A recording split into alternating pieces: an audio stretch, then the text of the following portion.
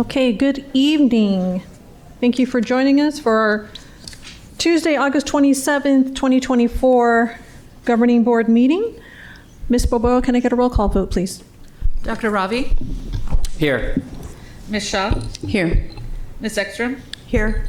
Mr. Romero? Here. Ms. Luna Rose? Here. All five of us are here this evening. Thank you. Before we go to our land acknowledgement statement, I always like to do just a bit of trivia. So 61 years ago tomorrow was the March on Washington that 260,000 people attended, and that was where Martin Luther King Jr. delivered his I Have a Dream speech, something that still resonates with us today. So I just wanted to acknowledge that important date in history.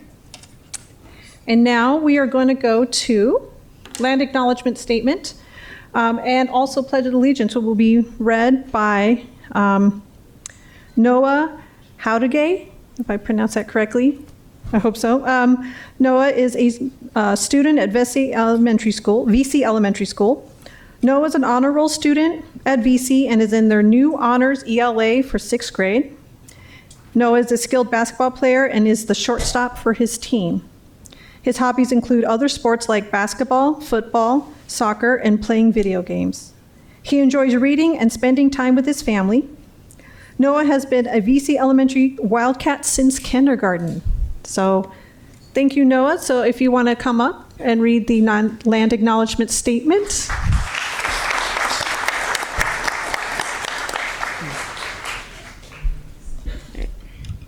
On the behalf of the day of the governing board of the TUSD Unified School District, I acknowledge the fact the school buildings and fact. That's okay. You can take your time. Just take a deep breath. Facilities of the TUSD Unified School District reside of the ancestral homeland of the Tomahawk Omahan Nation and the federal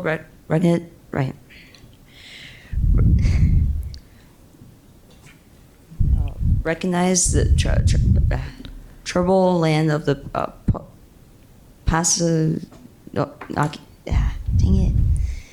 Yaqui tribe.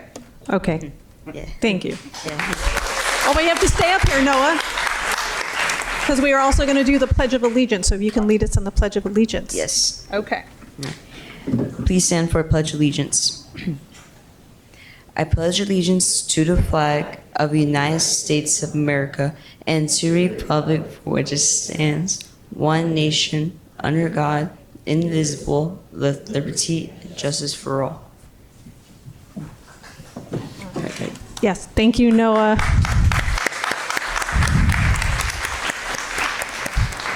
And don't worry about being nervous. We're all nervous every time we come up here every other Tuesday night. So you did a good job. And I hope you have a great rest of the school year.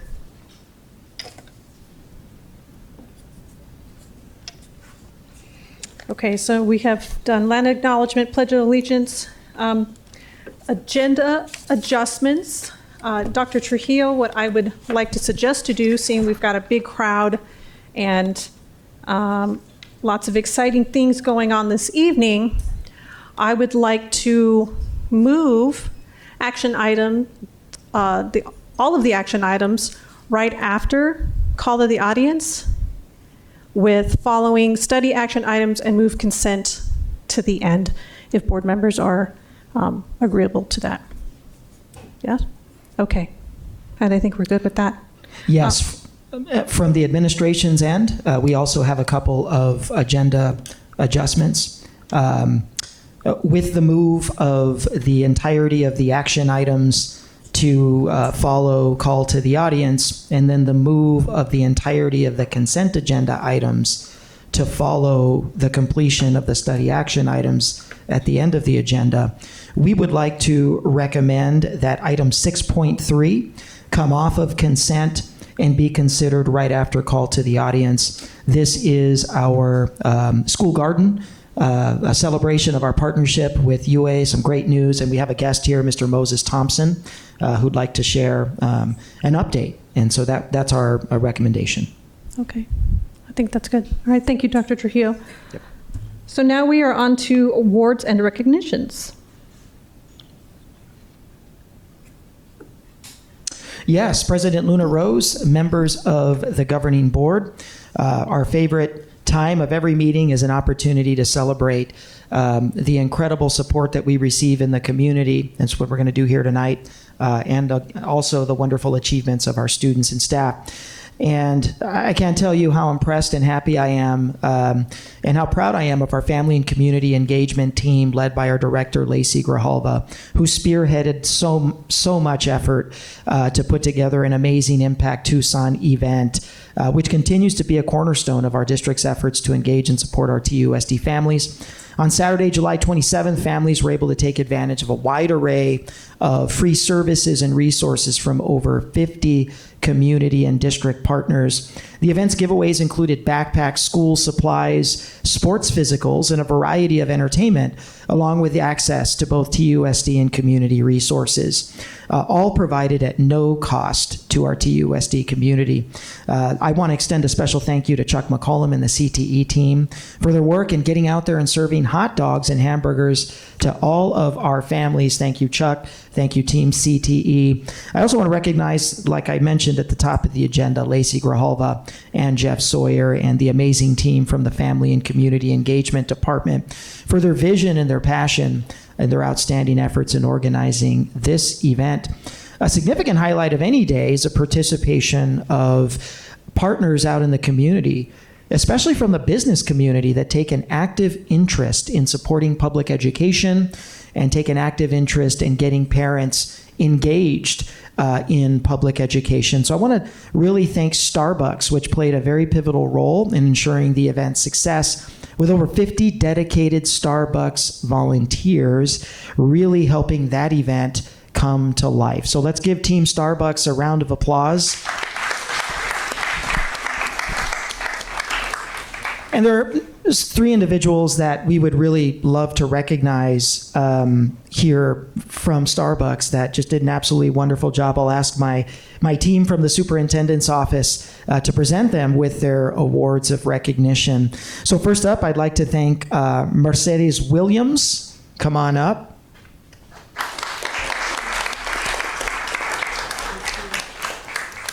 Courtney McCullum Weagle.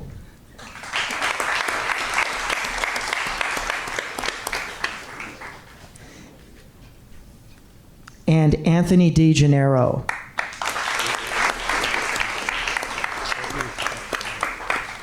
And I believe we know your father. All right. We know him very, very well. Mr. Chuck McCollum's daughter, everybody, Courtney McCullum Weagle. Absolutely. And of course, Anthony De Janeiro. Come on up.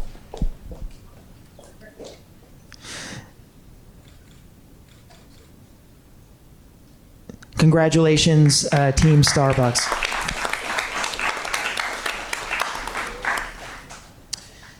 And in advance of back to school and making sure that all of our children and young people looked as wonderful as they possibly could for that first day, my team in the superintendent's office, Mr. Nicholas Roman, Mrs. Sarah Tarrin, they did a wonderful job coordinating back to school haircuts right out of the soup's office in the old governing boardroom there at 1010.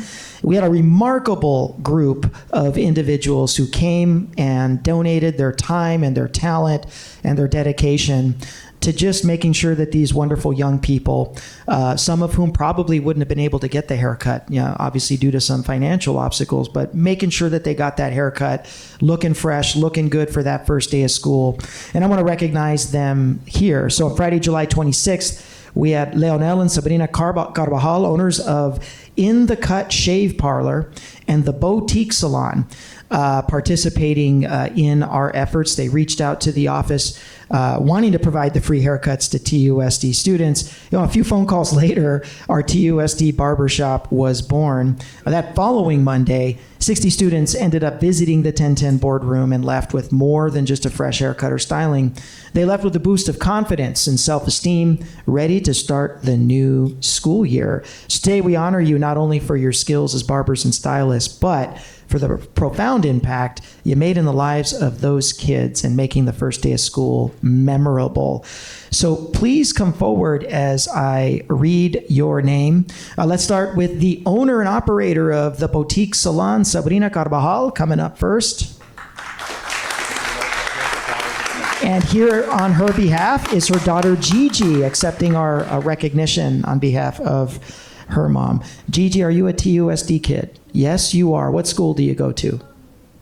Wakefield Middle School. I might have visited your classroom when I was there the other day. And from In the Cut Shave Parlor, we've got Leonel Carvajal, Anthony Fleming. Yes, absolutely. Herman Velasquez.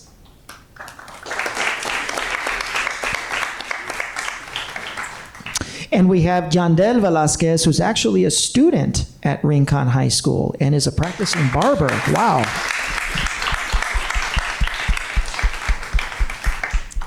We'd also like to recognize Macario Castillo with Luke's Barber Studio.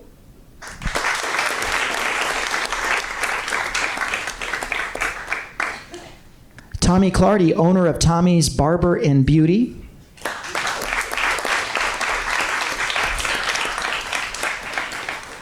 And a special recognition to Tommy's daughter, Tamia Clardy, who's unable to be here tonight as she recently returned to her studies at Tennessee State University down south. So, yeah, absolutely.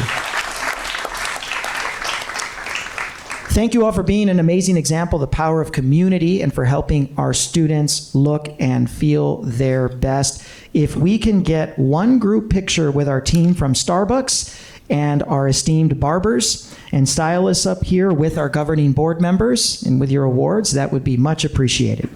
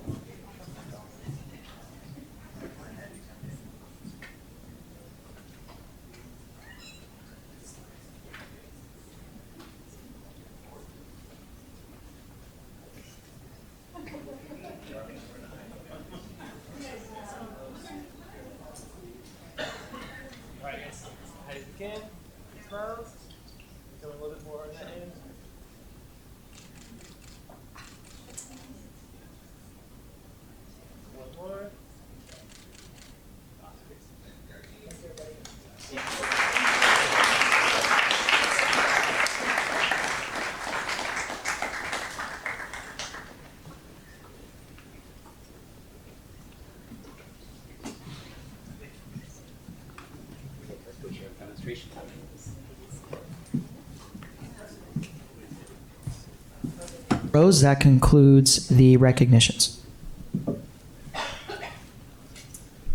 Thank you so much. And again, thank you for the partnerships for both of those amazing events. We really couldn't do it without you. It does take a community effort, so thank you. Okay, I do believe we are at board member activity reports, and I will turn it over to Clerk Ekstrom.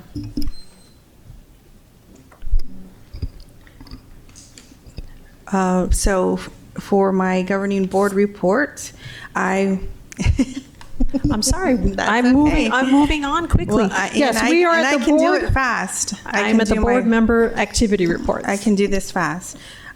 So when school starts, I like to give principals a little bit of time to get, their feet under them. But I was able to visit CE Rose, K through 8. Thank you to Principal Carmona Alday for your time. I was able to visit the esports lab class, which was really great. The art classroom, the preschool, and I was also able to pop into the CPLs, and it was great to see teachers working together to figure out how they're going to do the rest of this next coming month. So that was really great to see. And thank you to all of the teachers who invited me into their classrooms and all of the wonderful students I got to see doing great work. So thank you again to CE Rose. Thank you, Ms. Ekstrom. Board members, any other reports? Mr. Romero. Yes, a few things here. Attended the Bond Oversight Committee on August 15th, and then visited a few schools and their rock star principals. This time around, we had Alyssa at Rincon, Taranika at Utterback, Stacy at Valencia, Kat at Sam Hughes, and Angela at Kellen for their first day of school. And wouldn't you know it, there was a first grader there named Elvis, and we got our picture together. That's it. Okay. Dr. Shaw. Great. Thank you, President Luna Rose. So focused a lot of this last month on the start of school, and I have kids in 2 TUSD schools, so dropping off kids at both Lineweaver Elementary School and Alicevale Middle School, and had the opportunity to go to Alicevale Middle School's open house, as well as join my twins in first grade, their class, to read for about an hour and meet the students and talk about my work on the governing board and my work as a physician in our community. So I had a really good opportunity to do that in the last month. But beyond visiting my kids' schools, I had a chance to visit David Elementary along with some of my governing board member colleagues. There was a statue unveiling for Dr. Valenzuela, and I really wasn't familiar with Dr. Valenzuela before that event that Saturday morning, but I learned a lot about the impact that he had made for our community in terms of mariachi programs and music throughout our community. So it was great to see a statue that was honoring not just a teacher, but a music teacher, and he's there with his guitar in the statue. So that was a really great unveiling. A lot of folks there to be part of that unveiling. I also was able to represent our governing board on the healthcare task force opening meeting. So really excited about this meeting in collaboration with TEA and our other union partners. AFSCME as well had representation, I believe CWA as well, at this meeting. And this is a chance for us to hear from frontline staff about what's going on with our health insurance, our policies and our benefits, and how these changes that we're proposing to really meet the need of health care as opposed to sick care can mean for frontline staff. So excited to be part of that and be able to listen and speak at that at the task force meeting.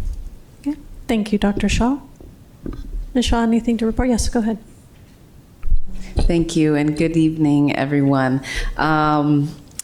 Well, I had the opportunity first to speak with a staff member who was interested in having the district communicate more clearly with our staff whenever we revise policies or what have you. And so at our last meeting, I put on a future agenda an item to kind of review our communication strategy with our staff. And community. I also attended the Dr. V statue unveiling over at Davis in honor of Dr. V's tremendous work, not only in Tucson Unified, but throughout Tucson and the region. I was lucky enough with my job at the Arts Foundation for Tucson and Southern Arizona to see kind of the back end of the donation of the statue made by Luis Mena to be accepted into the City of Tucson's public art collection. So it was great to finally see that statue installed over there on the corner of Main and St. Mary's. Let's see. I also attended some volleyball games over at Dodge and then at Palo Verde. On Saturdays, there's all kinds of games happening for the next 4 or 5 Saturdays, both basketball and volleyball. So it's great to see that. I also attended another volleyball game the other day at Doolin. So just congratulations to all the players who just have impeccable sportsmanship, and they're working so hard every day to become better players. So it was great to see, and that's it for me. Thank you. Thank you. And I will end our staff or our board member activity reports. I too attended Davis Bilingual to celebrate Dr. Valenzuela, or Dr. V as the kids call him. He's got a very long legacy, if you're not familiar with him, along with his son Jaime, who now runs the mariachi program. And mariachis of the past that were taught by Dr. V played we moved from the outside, which was incredibly hot and humid, to the inside at their MPR, and the kids that are currently taking mariachi under Jaime, and then those who've long graduated were there with their instruments. And it was a very packed house and a lot of fun. Mayor Romero was there as well. And it's just a tribute to a gentleman who's given his life to teaching mariachi and preserving the Mexican culture, which I am very grateful for. So congratulations to Dr. V. And if you had not a chance to see the statue, it is right on the corner of the school, and it looks pretty much like him. So I think I can't remember the artist's name off the top of my head, Dr. Trujillo, but Luis Mena did a wonderful job. So I highly recommend taking a trip over there if you don't get to the west side as often. I also met with some parents at Peter Howell and a staff over at White with some issues. My door is always open, so please feel free to reach out for parents and staff that are listening. And lastly, as a parent of a junior, I do believe I'm the only high school parent on this dais, attended Rincon Open House, and saw the amazing things that they are doing there, and just thanks Alyssa and Beto, because there was also a UHS open house going on at the same time for all their work on that campus. And I think that concludes board member activity reports. So now I would turn it over to Clerk Ekstrom for call to the audience. Thank you. Public participation at board meetings. Members of the public may speak during call to the audience. The governing board clerk shall be responsible for recognizing speakers and for maintaining order where it may be appropriate. Those who speak in person or want to have their comments read shall email or call the board office or complete a request to address the board form before the meeting. Speakers who have not completed a request form are not permitted to address the board. The speaker must state their full name and topic prior to addressing the board. Speakers are encouraged to be brief with a maximum time of 3 minutes. While more than one speaker may speak together in the time allowed, speakers are reminded that they are not allowed to speak more than once, and they may not transfer or delegate their time to others. If there are documents for the board, please give them to the board office staff, and they will ensure each board member receives a copy. Those attending the meeting and or speaking before the board shall observe rules of good conduct. Speakers shall also refrain from inappropriate or slanderous remarks. And because TUSD serves students from preschool through high school, speakers should be aware there may be children present and listening. At the end of call to the audience, the governing board president will ask if any board member wishes to respond to a criticism, wish to ask staff to review a matter, or wish to ask that a matter be put on a future agenda. No more than 2 members may address each topic. Contents of this card are public information. And our first speaker is Ojas Sanghai.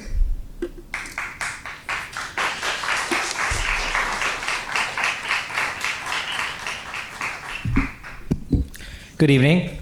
My name is Ojas Sanghai, and I am a junior at the U of A and a graduate of University High School, as well as the Tucson co-lead of the Arizona Youth Climate Coalition. I'm here today to speak in favor of the board purchasing 10 electric buses with bond money. There are numerous angles from which you can approach electric buses, and from every single angle, they make sense and are a far better choice than using a fossil fuel-powered bus. The first and perhaps most obvious is to cut our greenhouse gas emissions. The climate crisis is accelerating every single day and killing people with the extreme weather it brings. As just one example, last year, more than 170 people died of extreme heat in Pima County alone. TUSD has the chance to make a meaningful dent in this climate crisis by purchasing electric buses. Another angle is that of equity. Each year, pollution from vehicles causes more than 50,000 premature deaths and increases the risk of diseases like asthma. It is young kids and students, people of color, and members of the most disadvantaged communities who face the worst of these effects. EV buses are critical to alleviate these disparities and protect children. Another angle is the fiscal side of things. The numbers that the Bond Commission has produced bear repeating. By buying these 10 EV buses instead of a possible set of 10 diesel buses, TUSD would be saving over $4.8 million. Another angle is that of everything else. You get battery resilience in the case of a grid outage. You get improved academic performance, and you get a quieter and more comfortable ride. From every single angle that you approach this question, EV buses are always the right answer. Buying them makes sense in order to save money, in order to cut greenhouse gas emissions, and in order to advance equity, all at the same time. All of that can happen right now, today, when all of you guys vote on whether or not to buy these buses. As a young person who will grow up in a world increasingly defined by climate catastrophes and increasing inequality, with this vote, I entrust you all with my future. And I hope you will make the right decision. Thank you. Thank you. Next is Tanish Doshi. Tanish Doshi. Okay, Owen Brosenders.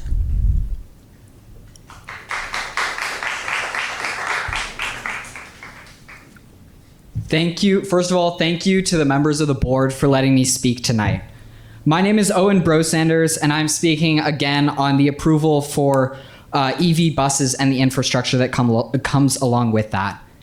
I am speaking today as a junior at University High School, president of the University High School Climate Action Union, Tucson co-lead of the Arizona Youth Climate Coalition, as well as a member of the Arizona Governor's Youth Commission.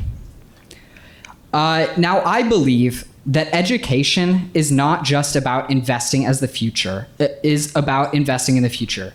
And as much as we invest in students, we must also invest in the infrastructure that is best for them, and most importantly, their future.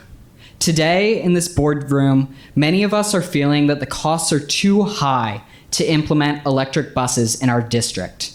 Yes, this cost is high, but the benefits are even higher. Consider this. Electric vehicles are not just a passing trend.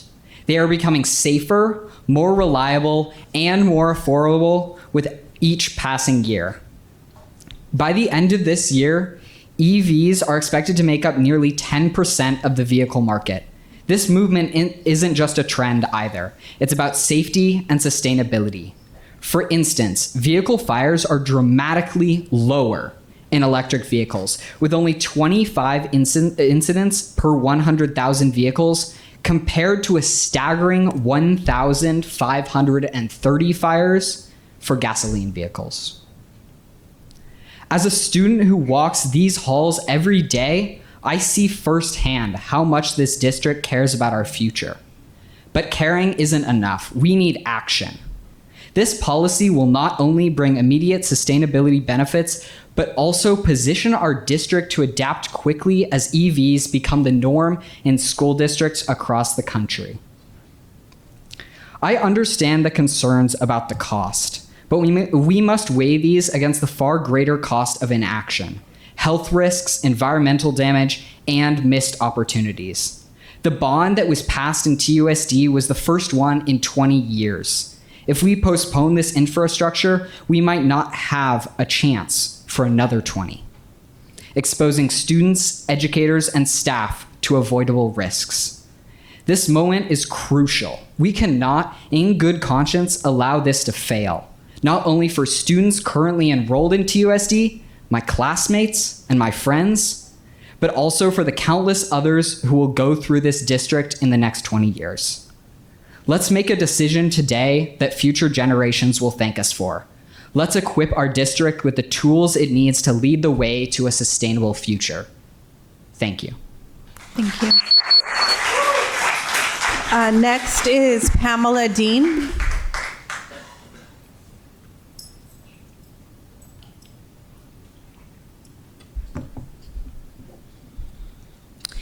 Good evening, President Rose, Dr. Trujillo, governing board members, fellow educators, and members of the public. My name is Pamela Dean. I would like to address the district's video recording policy, also known as the privacy policy. This is my 26th year in education and my 5th year in TUSD.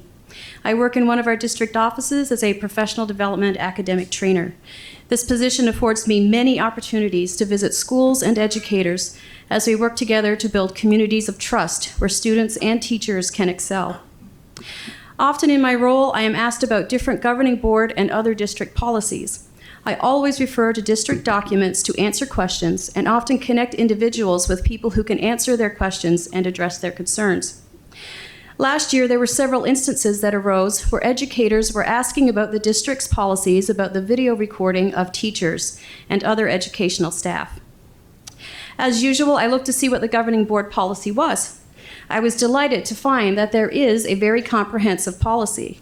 However, based on anecdotes and questions that were posed to me by personnel within the district, I realized that there is confusion, misconception, and miscommunication arising due to the wording of this policy.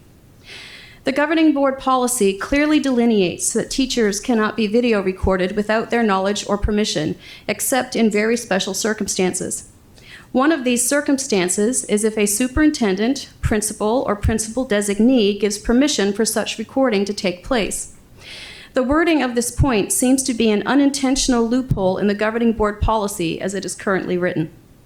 There is a saying that says that in the mouths of 2 or 3 witnesses, everything should be established, which means that no actions should be taken unless 2 or 3 people, at minimum, agree to those actions. In my opinion, the simple addition of one sentence would simultaneously alleviate the concerns of educators and protect our administrators.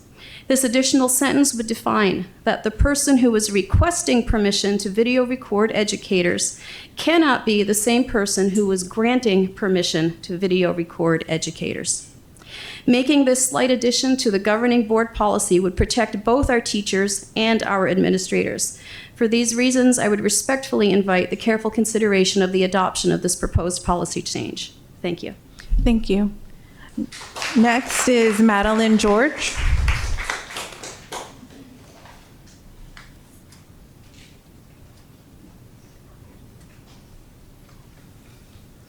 Hi, I'm a first grade teacher at Warren Elementary. On August 15th, 2024, we were informed by the district that the air conditioning in our school was not functioning. As temperatures soared, our classrooms quickly scrambled to gather fans, relocate the cooler rooms, and remain indoors to manage the intense heat. The following day, the situation persisted, and by 10 a.m., staff began contacting families to pick up their children due to the unbearable conditions. I am deeply thankful to our principal, who made the difficult decision to close the school early and prioritizing the safety of both staff and students by promptly communicating the situation. Despite these efforts, many children continue to struggle with heat. Despite these efforts, many children continued to struggle with the heat, along with pregnant women and immunocompromised staff. We were left to work under these harsh conditions. This situation created a chaotic, stressful environment that resulted in several staff members, including myself, falling ill. Thankfully, our community rallied to support us, providing fans and other forms of assistance as in-person learning became increasingly unsustainable. I am grateful to the families of our students for their quick action in picking up their children on such short notice. While other students were spared another day of oppressive heat due to us being able to go to a zoo classroom environment for first and kinders, staff continued to work under challenging conditions. My team and I responsible for the kindergarten and first grade went above and beyond to create that zoo classroom. We, over the weekend, coordinated with families, zoo, and food services to ensure our students had a meaningful learning experience. However, the return to normalcy was tough, with students dysregulated and unfocused, leading to nearly a week of lost learning. I am immensely thankful for our community's support during this trying time. This experience underscored the urgent need for better safeguards and protocols to prevent such situations in the future. We must prioritize bond money for upgrading heating and cooling systems in our schools and establish clear guidelines for closing schools when classroom temperatures exceed the Arizona Department's education limit of 82 degrees. Thank you. Thank you.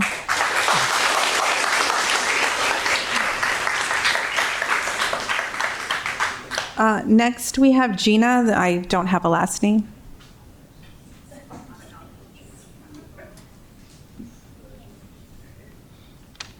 Good evening. I'm Gina Santos. I'm going to be talking about the heat. I'm happy for the opportunity. So, good evening, board, Dr. Trujillo. I was planning to talk about the impacts of Warren School's closure due to the heat. My son Romani was a 5th grader, and I'm the speech therapist there. I was going to talk about how many of our classrooms had temperatures of 80, 90 degrees and how lots of my friends were sick by the end of the day. And I was going to also talk about how grateful I am to our principal, Ms. Ronsman, for making the decision to close down, since subsequently a few days later, Tucson reached 107 degrees. But in preparing for that, I thought about all my time. I've been in the district for about 8 years, and I've been in so many different spaces as a speech therapist, and every single year there's been heat. Here at Child Find, I worked at Duffy. I do Child Find evals. A few years ago, we were doing IEP METs and meeting with families, sweating while we were trying to explain least restrictive environments. This past June, the Child Find office didn't have AC, and those were new families to the district. And we had to scoop them up quickly because they had babies who were about to be evaluated. It's not a great impression, and we need all those families when we have decreasing enrollment. I also am a parent of people who students went to Pueblo. I went to Pueblo, and I remember walking at same classroom 2 different years at conference time, or what was it, the night, we're having one tomorrow, where you go and visit the teacher, same classroom 2 years. It was like a sauna. The teacher had dimmed down the lights, so it seems so we could actually feel a little bit cold. I know you experienced the heat at Pueblo, yeah. And it's not an isolated incident. So what I want to say is that I worked on a campaign years ago. I cannot recall when. It was a bond that was specifically set to deal with. Okay, I have a minute. To get HVAC systems in the schools. That bond failed because Tucson voters, TUSD constituents, did not trust TUSD. And so I remember feeling devastated because I knew what that meant for our students. But now we have hope because we have this bond that passed last year. And what I would like to see is that we maintain trust with our constituents. I feel like as this district, educators, TEA parents, all of us need to do our due diligence to ensure that bond monies are prioritized to repair HVAC systems or cooling systems and for instructional spaces where kids are learning. I want my 5th grader to be prepared academically. I don't really feel like him playing on a new turf football should be field, which would be great. But we need to get our kids safe in cool classrooms before we start spending money on that. Thank you. Next is Dolores De Vera.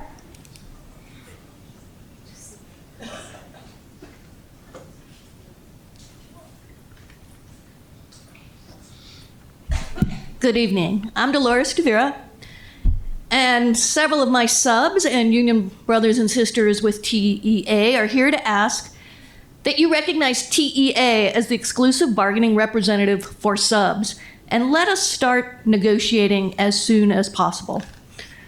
We have not had an increase to our base pay since 2021. You know, if you go to the district website of job openings, I can see you have openings for at least 76 ex-ed TAs. So what happens when you haven't hired an ex-ed TA? The district turns to the substitute teacher pool, asking us to fill those jobs. I don't understand how you justify not raising the rate to sub for ex-ed TAs when you have at least 76 vacancies. In May, a district official told the Arizona Daily Star that the district pays subs $150 a day to fill in for an ex-ed TA. But in fact, the rate, which has not increased in 3 years, is just $125. This is what is so frustrating to me. You cannot make good policy unless you get your facts right. The subpool is a significant pipeline that helps TUSD fill other types of positions too. In calendar year 2023, employees who were subs transferred into teaching contracts 57 times.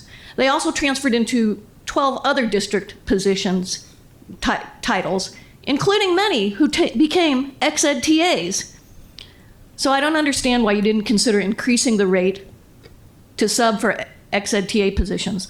All of the subs after 3 years deserve an increase on our base, but especially those who sub for ex-ed TAs and for long-term sub positions. It is clear to me that the reason we get overlooked for raises year after year after year after year is that we are some of the few employees who are not allowed at the bargaining table. Board members, you know that a couple hundred subs have already told you with their signed cards that we want you to let TEA represent us. We want collective bargaining rights. We want you to hear our voices. I am hoping, really hoping, that tonight you can approve our right to negotiate. And don't forget about us. You can still give us a raise for this year. Thank you. Thank you.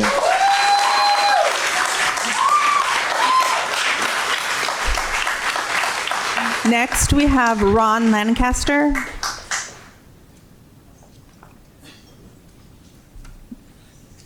Hi, I am Ron Lancaster, and I'm a sub, and I wanted to talk about teamwork.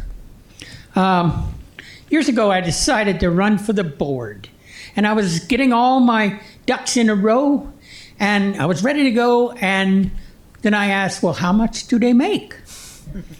It was a little low. So I decided to join the ranks of substitute teachers. I was delighted. Everyone is so nice. And the sub office is the best. I found out that substituting is a profession, a noble profession. We are educational professionals. The subs that I have met have the highest standards of any profession. We come from many different backgrounds, from a retired bank president I met to a retired head of a surgical ward. I used to own nightclubs. That was quite different. Now, we pros report every morning ready to do our part. I understand this very night you can vote to let TE bargain for us. What a gift that would be for us and for you. We're a team, you know. Also, I heard you can vote some more money for us. Now, if we have to keep eating food and stuff, that would be nice to have a raise. My goodness, we are in this world together. Won't you vote for permission to be represented by TEA, plus some added remuneration for your hard-working professionals? Thank you very much. I yield back my minute. Thank you. Next is Rick Rappaport. Ms. Luna Rose, we're at the 20-minute mark. Okay, so what I would suggest, board members, we have a packed house. We have a lot, and I mean a lot of comments. I'd like to extend this 10 more minutes to give people the opportunity, and then we move on to the agenda. Madam President? Yes. Do we know how many more comments we have? I've counted 25. Oh boy. 25, 3. If I counted it correctly. I was not a math major. Yes. Yes, so we have 25. 25. Well, geez, I mean, everyone's here. I would like to amend the motion to extend it to allow for all speakers to speak. Well, I'll second. well, there's 13 to be read, so we have 11 speakers here.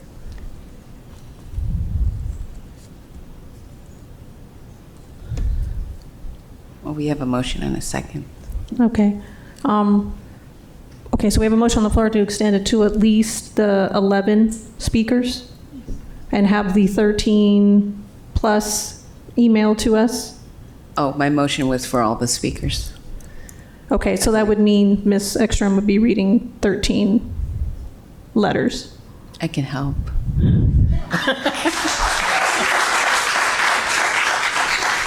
Okay.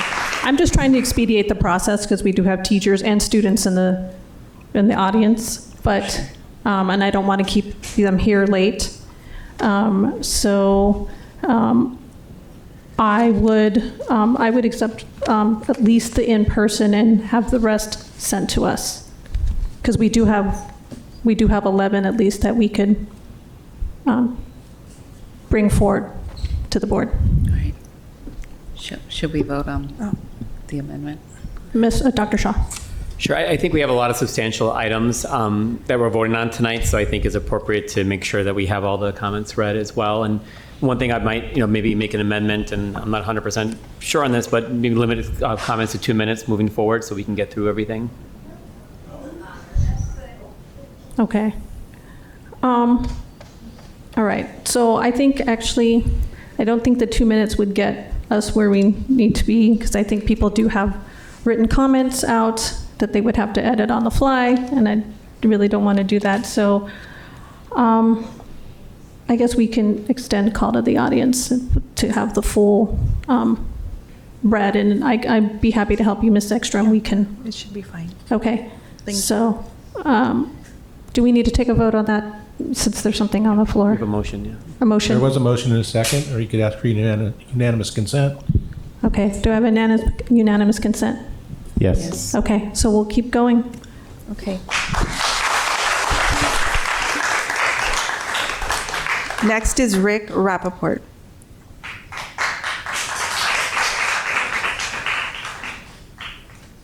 Thank you, board members, for allowing me and others to speak this evening. My name is Rick Rappaport. I'm a full-time Arizona resident, and I care about Arizona public schools and the Tucson Unified School District. I speak in support of the purchase of the electric buses. You have a rare opportunity here to make history. Please use it wisely. I'm not appearing as an expert on electric bus batteries, an expert on financial analysis, or even the health effects from burning diesel. Others have filled you in. You can choose to believe whoever you think is a trustworthy source. Carbon pollution often just doesn't move the needle for some of the commentators. In fact, you've heard some testimony here that carbon dioxide in the atmosphere just really isn't a problem at all. That opinion is so far out of step with current climate science consensus, I shouldn't have to waste my time addressing it. So at some point, you have to decide cold hard facts, cost versus safety. How much does it cost to do something new now? How much will it cost in the future if you do nothing?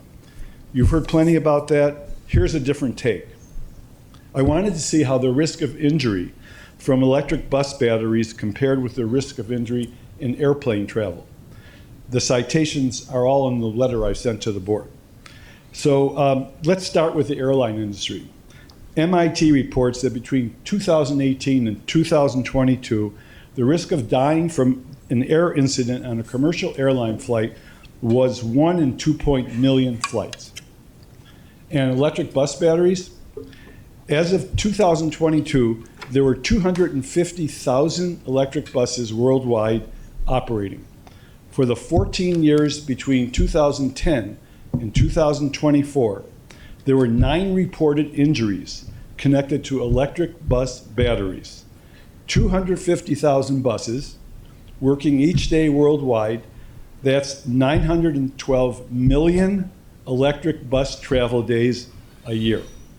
9 injuries over 14 years equates roughly to 1 battery-related injury per 1 billion travel days.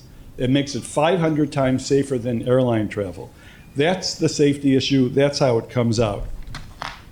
But your responsibilities go well beyond the straight line dollar calculations and statistics. The big issue here, the elephant choking this room, is carbon pollution. You have testimony and citations about the health risks of continuing to jam the atmosphere with carbon. I want to leave you with this. When your children and grandchildren ask you what you did about protecting the air we breathe and the water we drink, what will you say? What did you do when you knew? Thank you. Thank you. Next is Adrian Hoffmeyer.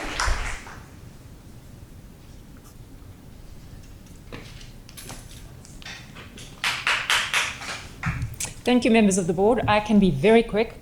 My name is Adrian Hoffmeyer. I'm here as a parent of many, many TUSD students.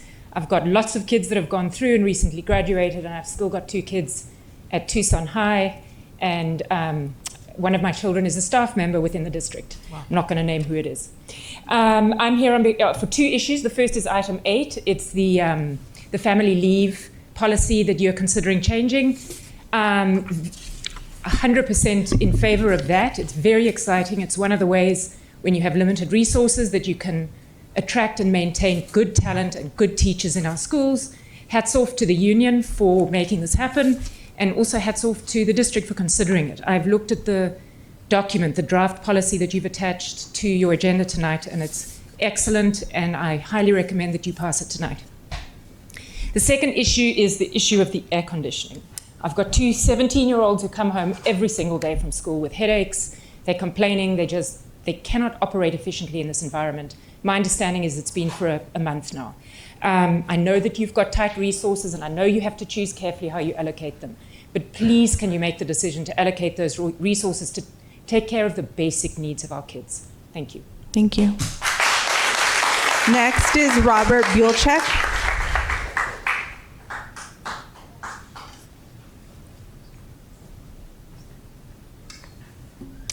My name is Robert Buelchek. I'm a local energy efficiency consultant. I'm here to ask you to support electrifying the TUSD vehicle fleet. Moving to zero-emission vehicles is important for people's health and for reducing lifetime transportation costs. Tucson has had numerous ozone air quality and excessive heat alerts this year. Approximately half of surface ozone is created by fossil-powered transportation. Electrifying transportation and taking the next step of charging vehicles with clean energy benefits everyone and is absolutely necessary if we are to have a prosperous future. Let's remember that the environmental impact of the resources required to produce electric vehicles are far less than the impact of mining fossil fuels to power legacy vehicles. The Oakland, California School District recently committed to having 100% electric fleet for the 2024-2025 school year. They are purchasing 74 buses with bi-directional chargers, so when the buses are idle, they are strengthening the grid while earning money for the school district. I'm hoping TUSD will take aggressive action to join other school districts that are committing to making clean transportation powered with clean energy a purchasing priority. Thank you. Thank you. Next is John Blackshire. Yes, I'm John Blackshire. I'm a member of the Tucson Unified School District Audit Committee. I'm here to speak about item 6.7, authorization to engage an independent quality assurance review for the internal audit function. Is there anybody in the room other than me that's qualified to do a... Excuse me, sir, you have to address Is there your anybody comments else to in the the board. room who is qualified to do a quality review of an internal audit department other than me? Anybody? Okay, so I'll speak. This issue has come up because of inappropriate actions by management of the school board. I've been on the school audit committee now for a year. I have never met the school superintendent ever. He doesn't believe in governance. He doesn't come to the audit committee. He has his staff come to the audit committee, and they're notorious for leaving out things, omissions. Like they didn't tell us till 9 months into the year that the audit was not going to be finished. That was inappropriate. We need to step back and look at the district leadership and get them to start managing the risks that are being presented. There's not an enterprise risk management assessment. There's not an operational risk management assessment. There's not a financial statement risk management assessment. We need to do all of those and start addressing the things that are critical to this school board. Are you going to go the same way as some of my other clients in the past? There were majority districts. They're gone. We need to look at the long-term going concern concept and understand that you need to put in some risk management, internal controls, and you need to manage those risks to minimize the expenses of the school district. So I urge you to not do item 6.7. It's something that should have been brought to the audit committee by management, and we could have discussed it. It was inappropriate behavior by management, interfering in a governmental governance function that was delegated to the audit committee. So thanks for your time. Thank you. Next is Robert Cook.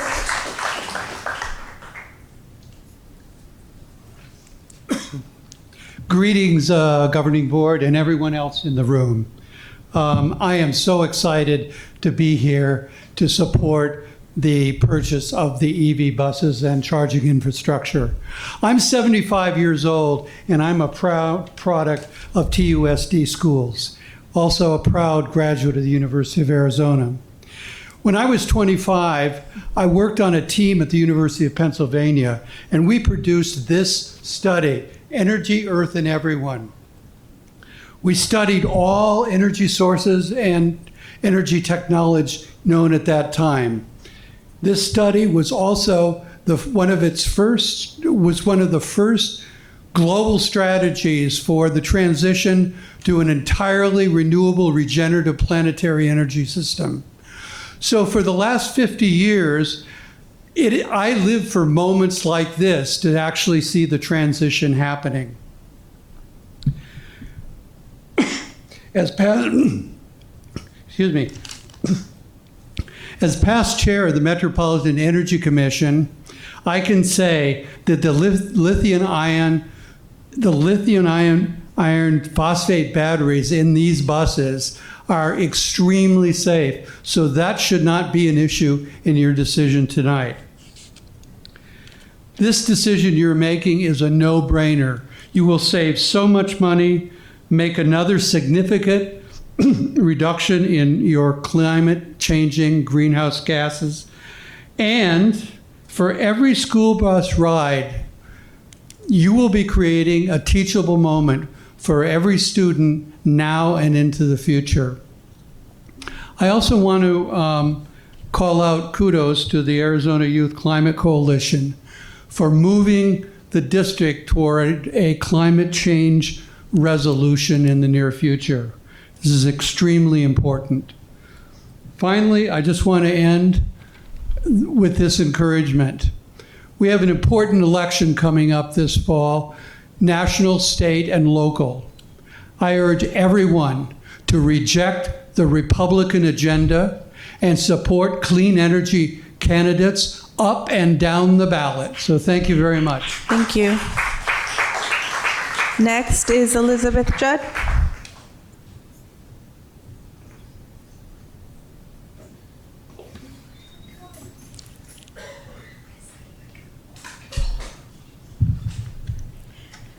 Good evening, President Luna Rose, Clerk Ekstrom, Governing Board members, Dr. Trio and Council Ross, and District Leadership.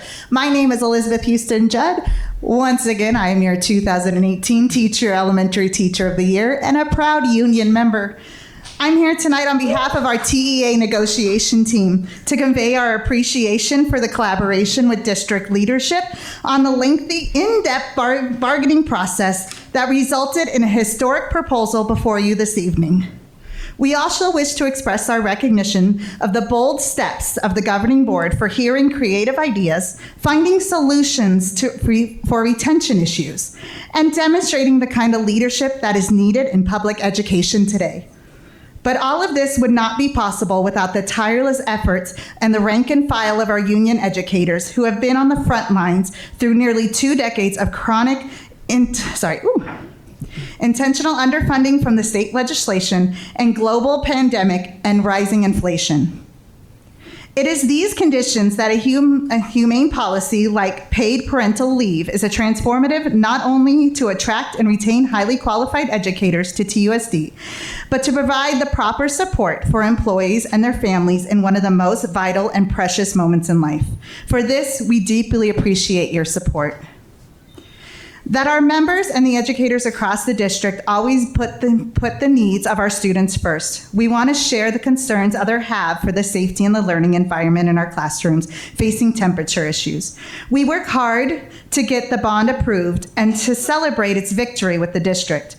We empathize with the lack of funding and understaffing for the facilities and operation departments. We trust this board is listening to educators, staff, and families, and will prioritize bond and emergency funds to expedite HVAC replacement, as well as ensure there's a plan of action clearly communicated amongst administrators and their campuses. Finally, we appreciate the board's work with our sibling unions and openness to create agreements and encourage your support for the recognition of subs wanting TEA as their union. Together, we make TUSD better and stronger as a working conditions for our students and their learning conditions. Thank you. Thank you. Next is Garrett Weaves. Garrett Weaves.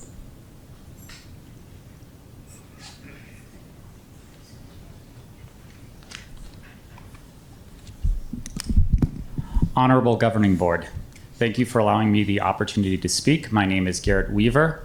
I am a lifelong resident of Southern Arizona and Tucson, and I'm here to speak in favor of the agenda item 7.3 for the purchase of 10 new electric vehicle school buses and their charging infrastructure.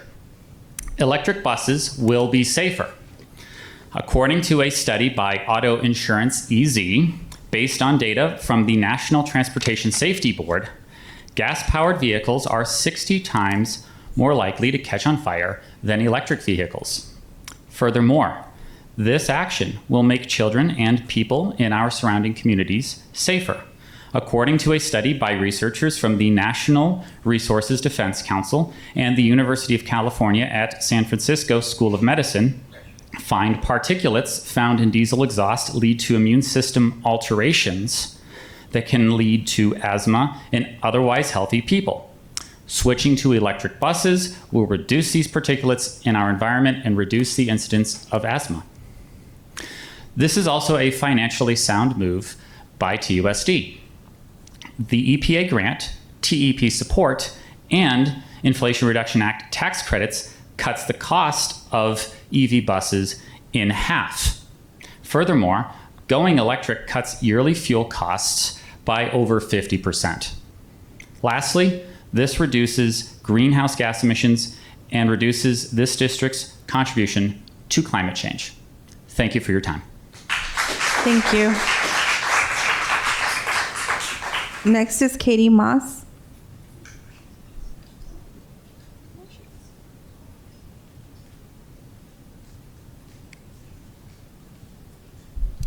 Thank you for this time. I'll make it very, very brief because so many people have said things more eloquently than I possibly can.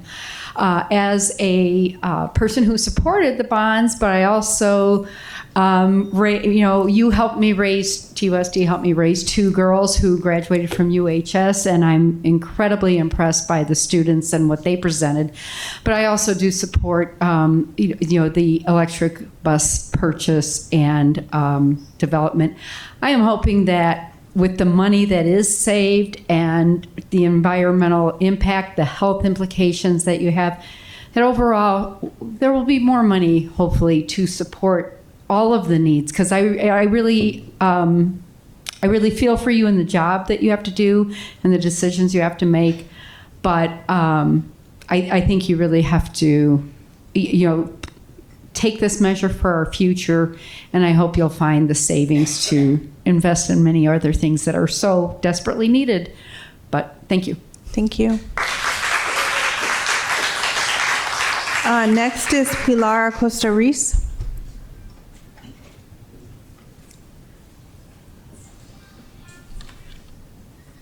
My name is Pilar Acosta Ruiz, and Yolanda is kindly passing out one of your policies, DIF, which I suggest you all get acquainted with because I feel like you're not following it. I want to say thank you to the volunteers to the audit committee. That's another unpaid job, and to the internal auditor because she's an independent position, and and this district needs some independent oversight. When I saw this stuff was happening and I've seen what's in the news, it just, at first I said, oh, maybe I'm having flashbacks, but I'm not really having flashbacks. This district has this bad reputation of doing shell games, bait and switch, hiding stuff, and you guys have an opportunity to change the management culture that this district has had. Okay, the bond was not sold to the public. Buses may be great, but the bond was not sold for electric buses. It was sold for safety and HVAC. So thank you to the teachers who spoke out to that. This district cannot continue to say one thing and do another. Okay? The Bond Oversight Committee needs to be accessible to the public. We voted to fix the buildings and make the schools safe. That's what we voted to do. We didn't vote to do buses. And they may be a great thing, electric buses, but first you've got to secure the campuses. First, you got to give the schools air conditioning. The student safety has got to come first, and teacher safety, right? So in that policy, DIF, there are some state statutes that are listed. The audits from 2021 that was on the news is not on the TUSD website as it should be. I don't believe there was a roll call vote and public knowledge of that audit as state statute requires. Both of these audits in question should be on the website and they should be prominent according to state statute. I have watched many, many years of mismanagement in this district. If there is a problem and it is exposed, it will be exposed, whether it's exposed when it's happening or exposed later. So the management culture can be either to bury it or to fix it. I would implore you all to change the culture and to fix the issues that are brought to light. And shame on you if you vote to do anything with the internal auditor, because it gives the appearance of retribution, which happens in this district way too much. There's a problem, own it, deal with it, fix it. And I just found out, I don't know if it happened before, but ASME was given a survey at 12:40 today about buses. We have to do better, people. Thank you. Next is Peter Norquist.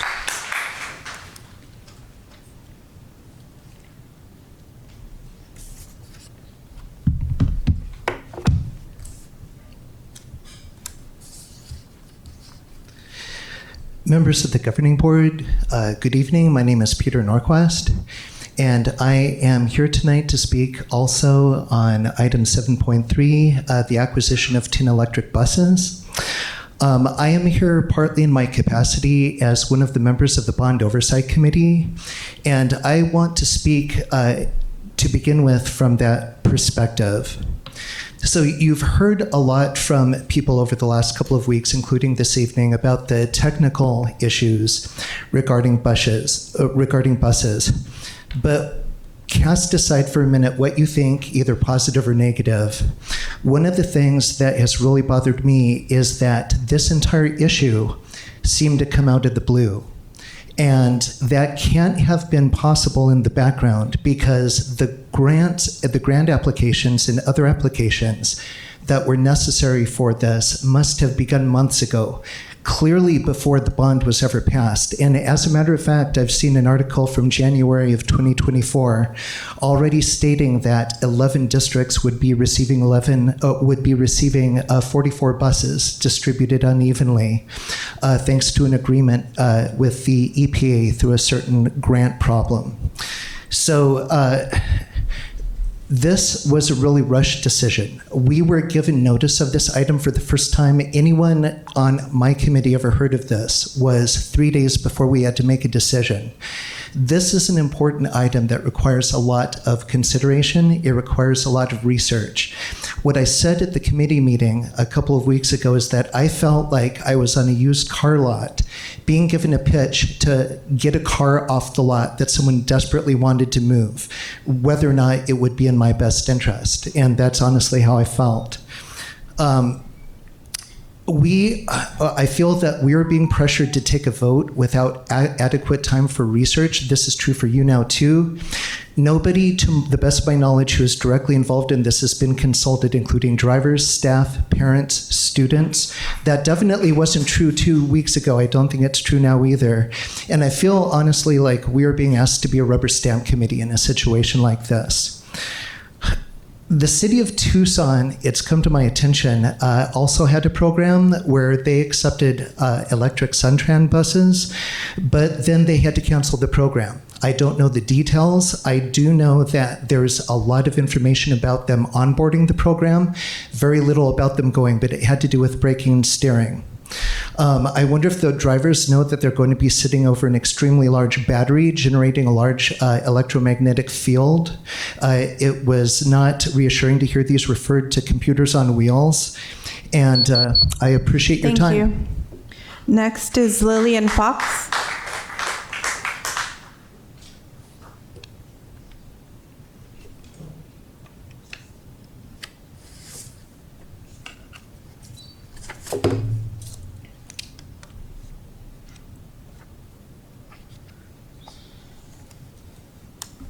Governing board, staff, superintendent, and Rob Ross.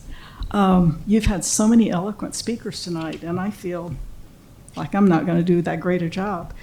The electric buses are a good idea, but the problem is you've never seen TUSD's budget. You never got the budget book. The budget book has never before not been given to the board. You have no idea where TUSD is spending its money.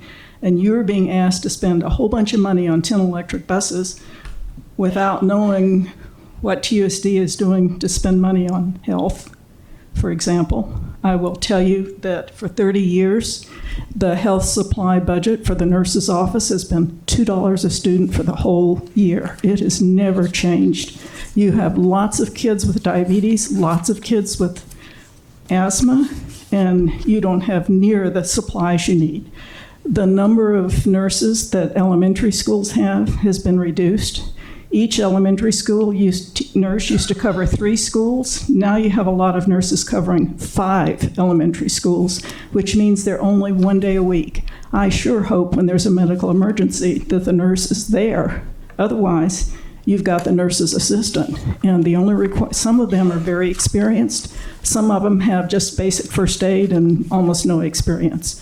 So you need to be concerned. Your highest priorities, in my opinion, should be the health and safety of the kids and educating the kids. You've never seen the budget. You have no idea which schools have reading recovery teachers or if any of them have. It's in the budget book, but when I did a Freedom of Information request to see the budget book, I was told, oh, finance is still working on it. You can't have it. They got to be kidding. The fiscal year has already started, the school year's already started, and they're saying they're still working on it. That should have been presented to you when you approved the little summary 8-page thingy that goes to the state every year. That's how it's always been done before. You are the second worst school district academically in this immediate area. There's only one school district worse than you are. Some of the school districts that are better than you are, they have more low-income kids than you do. They don't have as much money per student as you do. You need to see that budget book and find out exactly where TUSD is spending the money and how much is being done to improve academic proficiency. Without the budget book, you have no idea. Let's see.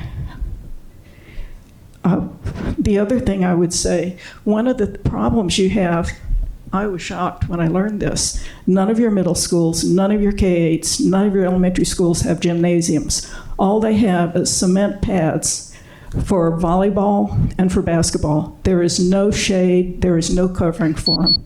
Thank you. Your time has expired. Next is Faraz Azizi.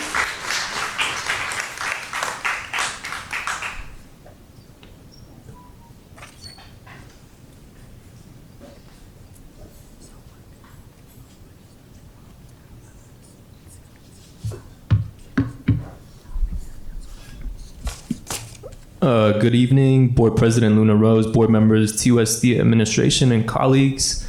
My name is Faraz Azizi. I'm a substitute teacher and I'm a member of the TEA Substitute Organizing Committee. I'm here today to encourage this board to approve the plan to recognize our union with TEA. As you know, we've been working to secure our right to a union for years now. Over the last couple of years, we built this organizing committee, held countless conversations, surveyed subs about the changes they need to see, and collected hundreds of authorization cards indicating our desire to form our union with TEA. Tonight, you can support our conditional recognition as a union. This is a fair and transparent process that will recognize our right to form a union, allow us to engage all subs in the bargaining process, and the eventual approval of our first union agreement. I'd be remiss if I did not point out the fact that while you are approving agreements for the other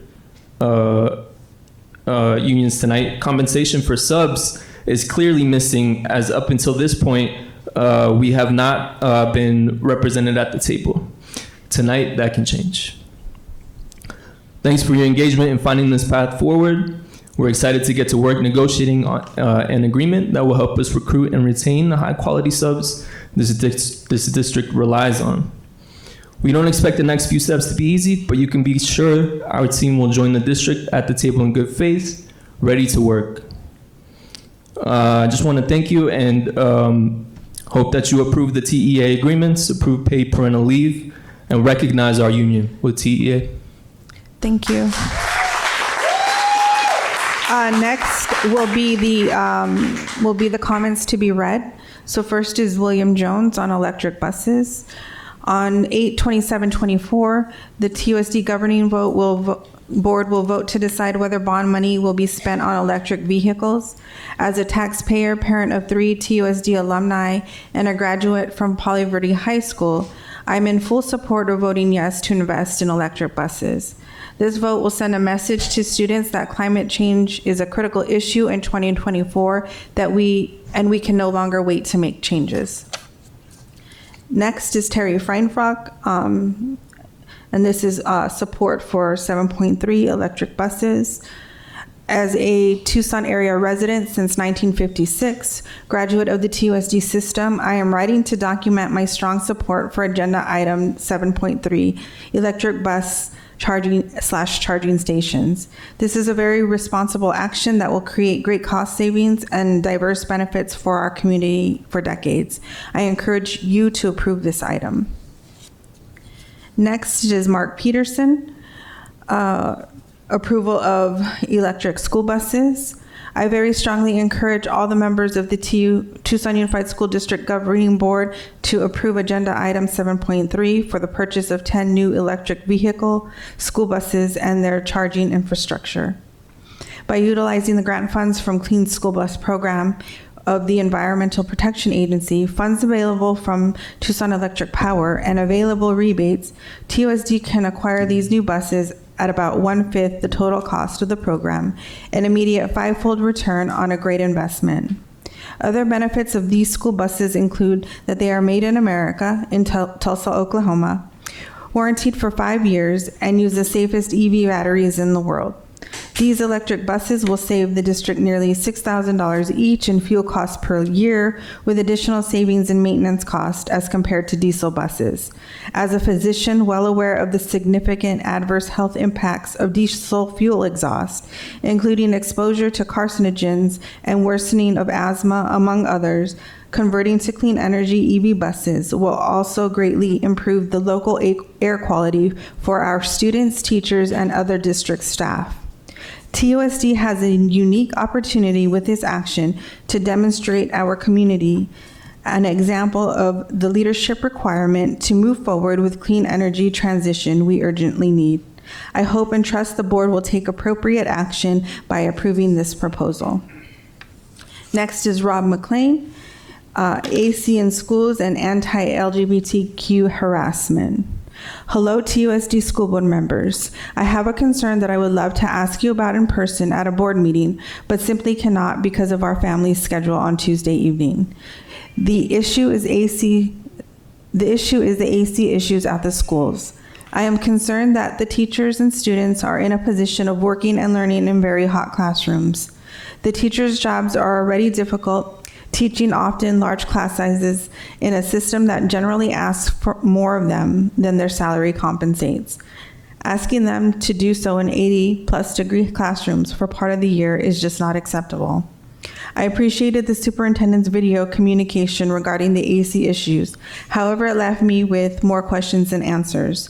Why are the AC issues not addressed early on in the summer to avoid having these issues in August?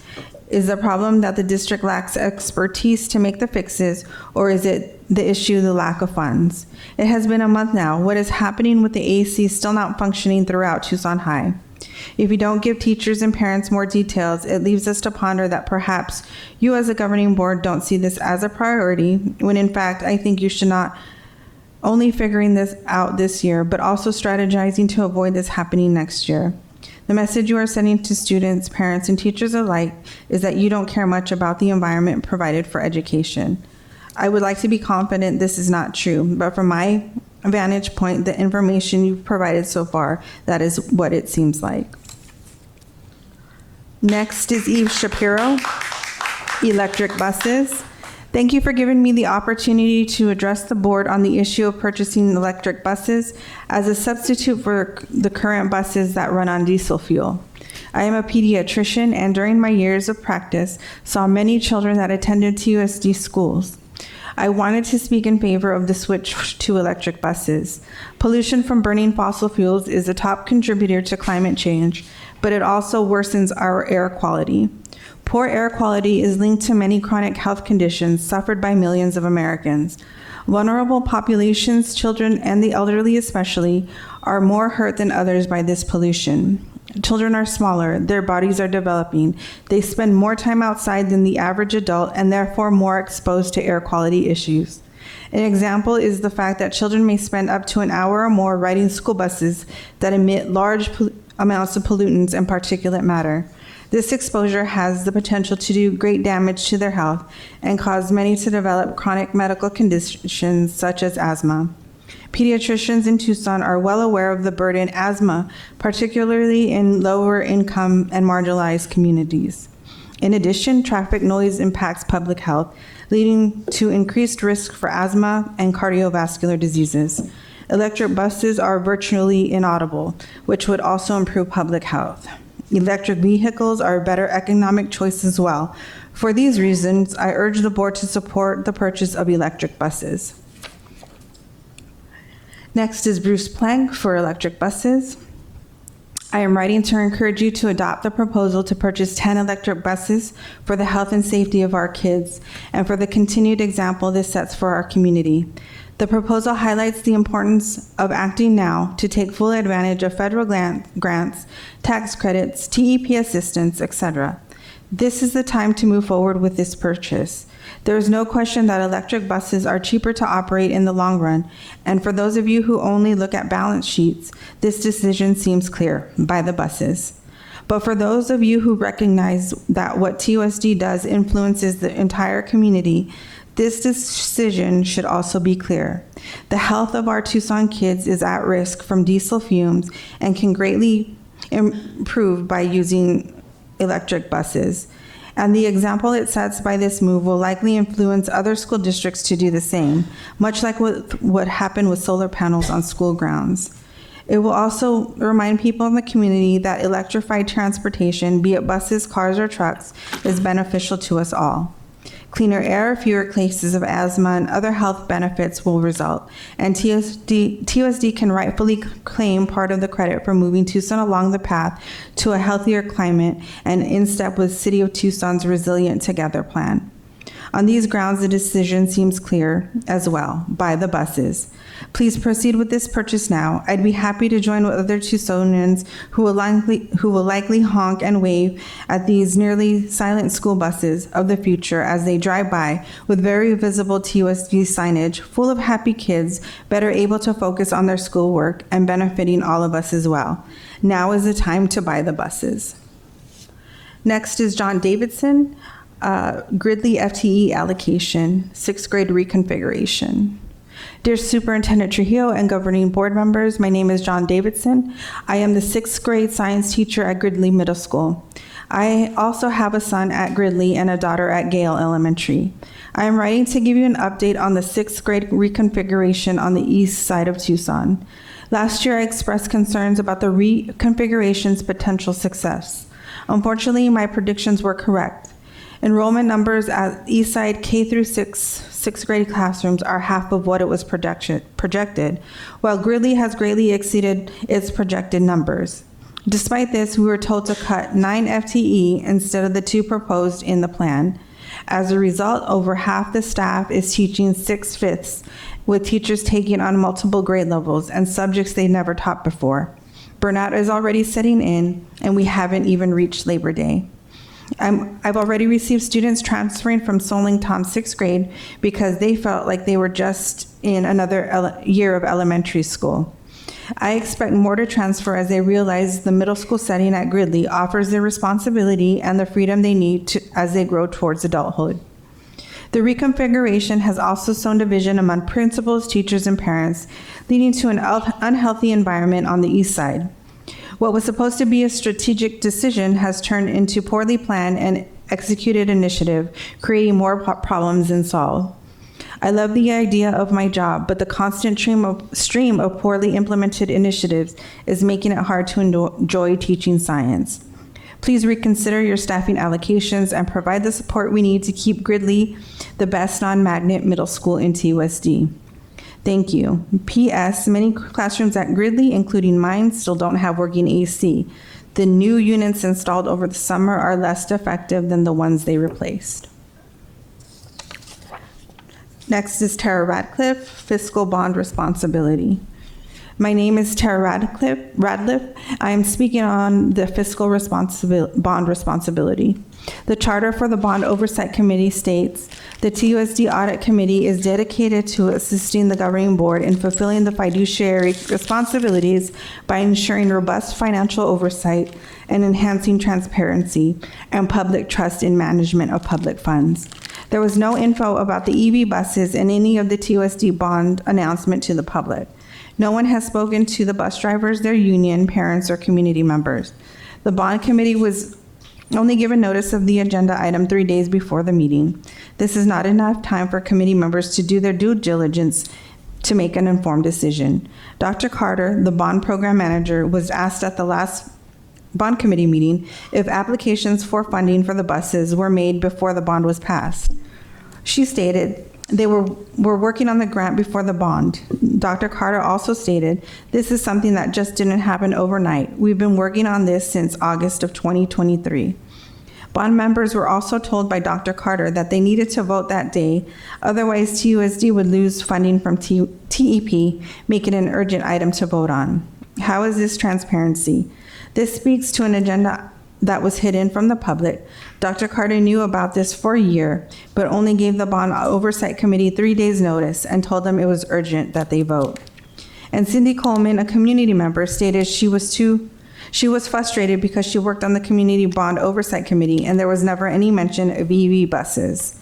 Where is the transparency? How is this enhancing public trust? Kenneth Bowl, the TUSD fleet manager, stated at the last meeting, the intent was to put 5 on the road and have 5 spares so I can keep 1 on the road at all time. Buy 10 buses but only use 5? Is this maintaining robust financial oversight of the bond monies? If you pass this item, you will be doing so only for the purpose of putting a feather in your cap, not for transparency or fiscal responsibility. Please postpone this vote until all affected parties can be notified and give feedback.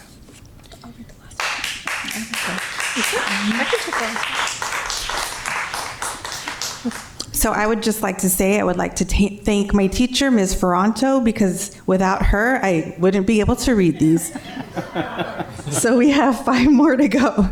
Doing good. Next is Ken Richings, authorization procure. Hello, I am writing about agenda item 7.3. What is the most recent local news headline about TUSD? Audits revealed TUSD told to repay state funds. Administration blatantly lied about student attendance numbers. There was deception for years. I want to remind everyone that last year, this TUSD board purposely lowered their bond request down to $480 million so that the number would not look too close to, quote, $500 million, because you know that the money you were asking us to pay was astronomical and that TUSD has a checkered record of utilizing funds appropriately. What is the duty of this board? Do have a duty to be fiscally responsible in the management of the other people's money. Be responsible in your decisions for $500 million that surprisingly was barely passed last year. How many diesel or gas buses can be purchased for the price of an EV? What is the long-term outlook for EV buses? It is essentially still a brand new technology with no long-term history of performance or safety. Tonight's presentation is going to resemble a sales pitch because that is what it is. You're going to hear three things: funding, safety, and timeline. In funding, you will be told that you need to spend millions right now or else lose out on discounts and rebates. I dispute this. And I remind you that this is the greatest tactic in sales. You need to act right now or else you'll never get a deal like this one. In safety, you will hear little or nothing about countless examples of danger posed by EV buses. In timeline, you will hear the only ideal estimate with little or nothing about how timeline might go wrong and what happens if it does. What if there are delays in the process? Are we getting written contract from TEP to honor its rebate even if the installation is late? Furthermore, is it possible for TEP to offer any rebates outside of this current proposition? I say confidently that TEP will offer similar or even better rebates in the future. This board needs to demand better guarantee of service and safety offered by the bus and infrastructure manufacturers. If the technology is as good as they say it is, then they can offer a better guarantee than the current proposal. What are the current examples of local EV bus situations? Here are the headlines from just last year. May 2024, Portland. After months of documented problems with their Lion Electric school buses, Winthrop Schools took buses off the road in February when one of them reportedly lost steering and braking. March 2024, New York State. Breakdowns and recalls fuel skepticism of electric buses. For electric buses, the failure rate is about 20%. January 2024, Asheville, multi-million-dollar loss for Asheville as flawed electric buses sit idle. December 2023, Austin. Next is Jeanette Rupel, AC units at Pueblo. Dear Governing Board and Superintendent Trujillo, I am writing on behalf of many of my colleagues and students. I work at Pueblo where AC units and heating units are decades old. When something goes wrong, it goes horribly wrong. We have one engineer to maintain the large infrastructure. When something goes wrong, he has to do multiple things at once. Our district needs a policy for when rooms reach 82 degrees or higher. We need a policy for when half of the rooms in the school reach 82 degrees or higher. We need a plan on allocating money to fix and maintain our aging cooling and heating equipment throughout the district. Thank you for your time and your support. Next is Henry Schneiker, electric buses. TUSD school board members, there is not a lot left to the imagination. I grant you lithium iron phosphate batteries are much safer than higher capacity chemistries. A 5-year bus and charger warranty is a good start, but it should be backed up with a proration on the battery for the specified service life. Battery life is usually rated as the number of cycles down to 80% remaining capacity at a certain depth of discharge at some specified rate of charge and discharge. The battery service life needs specification guarantee. The bus range is specified as 135 miles, but under what conditions? Is that with a bus fully loaded with kids, half full or empty? How often is the bus stopping with what maximum speed between stops? Is that at 70 degrees Fahrenheit? What about 40 degrees Fahrenheit? What about 100 degrees?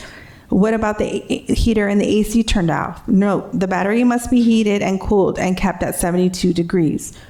Given supply chain risks, especially concerning the TEP transformer and installation, TUSD needs to guarantee that all the grants and rebates will be honored even if the charging system is delayed.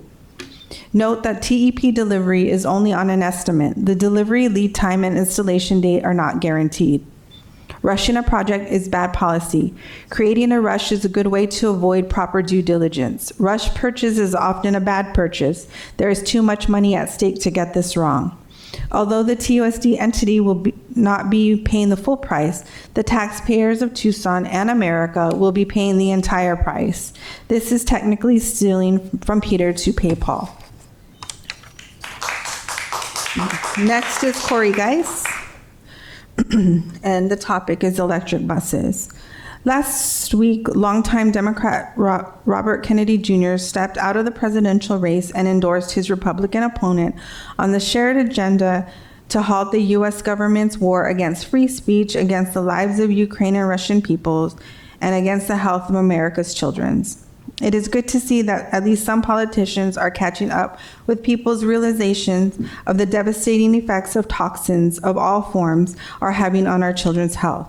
These toxins that government agencies, federal, state, local, and even this TUSD board essentially should be protecting us from. Unfortunately, many of these agencies are corrupted and captured by corporate purveyors of poison, and many other boards are ignorant of or indifferent to the dangerous toxins pervading our foods and environments. According to the CDC's own statistics from data collected 10 years ago, 1 in 2 children suffer chronic disease, 1 in 36 are diagnosed with autism. According to our military currently, less than 25% of young men and women are physically and psychologically fit for military recruitment. Autoimmune conditions, mental illness, obesity, diabetes, heart disease, and cancers plague every demographic of our population, not just the exiting elderly. Our nation is on life support. In a recent board meeting, Lindsay Aguilar presented a slide deck concerning the TUSD meal program. Later, I shared a flyer that discussed the tragic conclusions from a toxicology report produced by moms across America with food samples taken from around the country from various public schools. I later followed up with Lindsay via email and encouraged her to do more secure, safe food supply chain for TUSD meal program. Lindsay's goal was to increase the number of children fed by her program by 5%. Knowing that poison litter the meals, why would anyone want to poison even more children? I recommend that TUSD board sets the noble goal of increasing the percentage of certified organic foods used in the meal program to 75%. The removal of toxins from children's diets will go toward ameliorating many behavioral issues teachers and staff deal with daily. It will augment children's mental acuity and performance. Indeed, it might be the most potent action this board can take this entire year. Please focus on our children and not the sustainability goals and toy buses you are seemingly infatuated with. If only $6 million spent for the boondoggle electric buses were used to cure our children with true medicine of healthy food. And last is Betts Putnam Hidalgo, let the subs negotiate.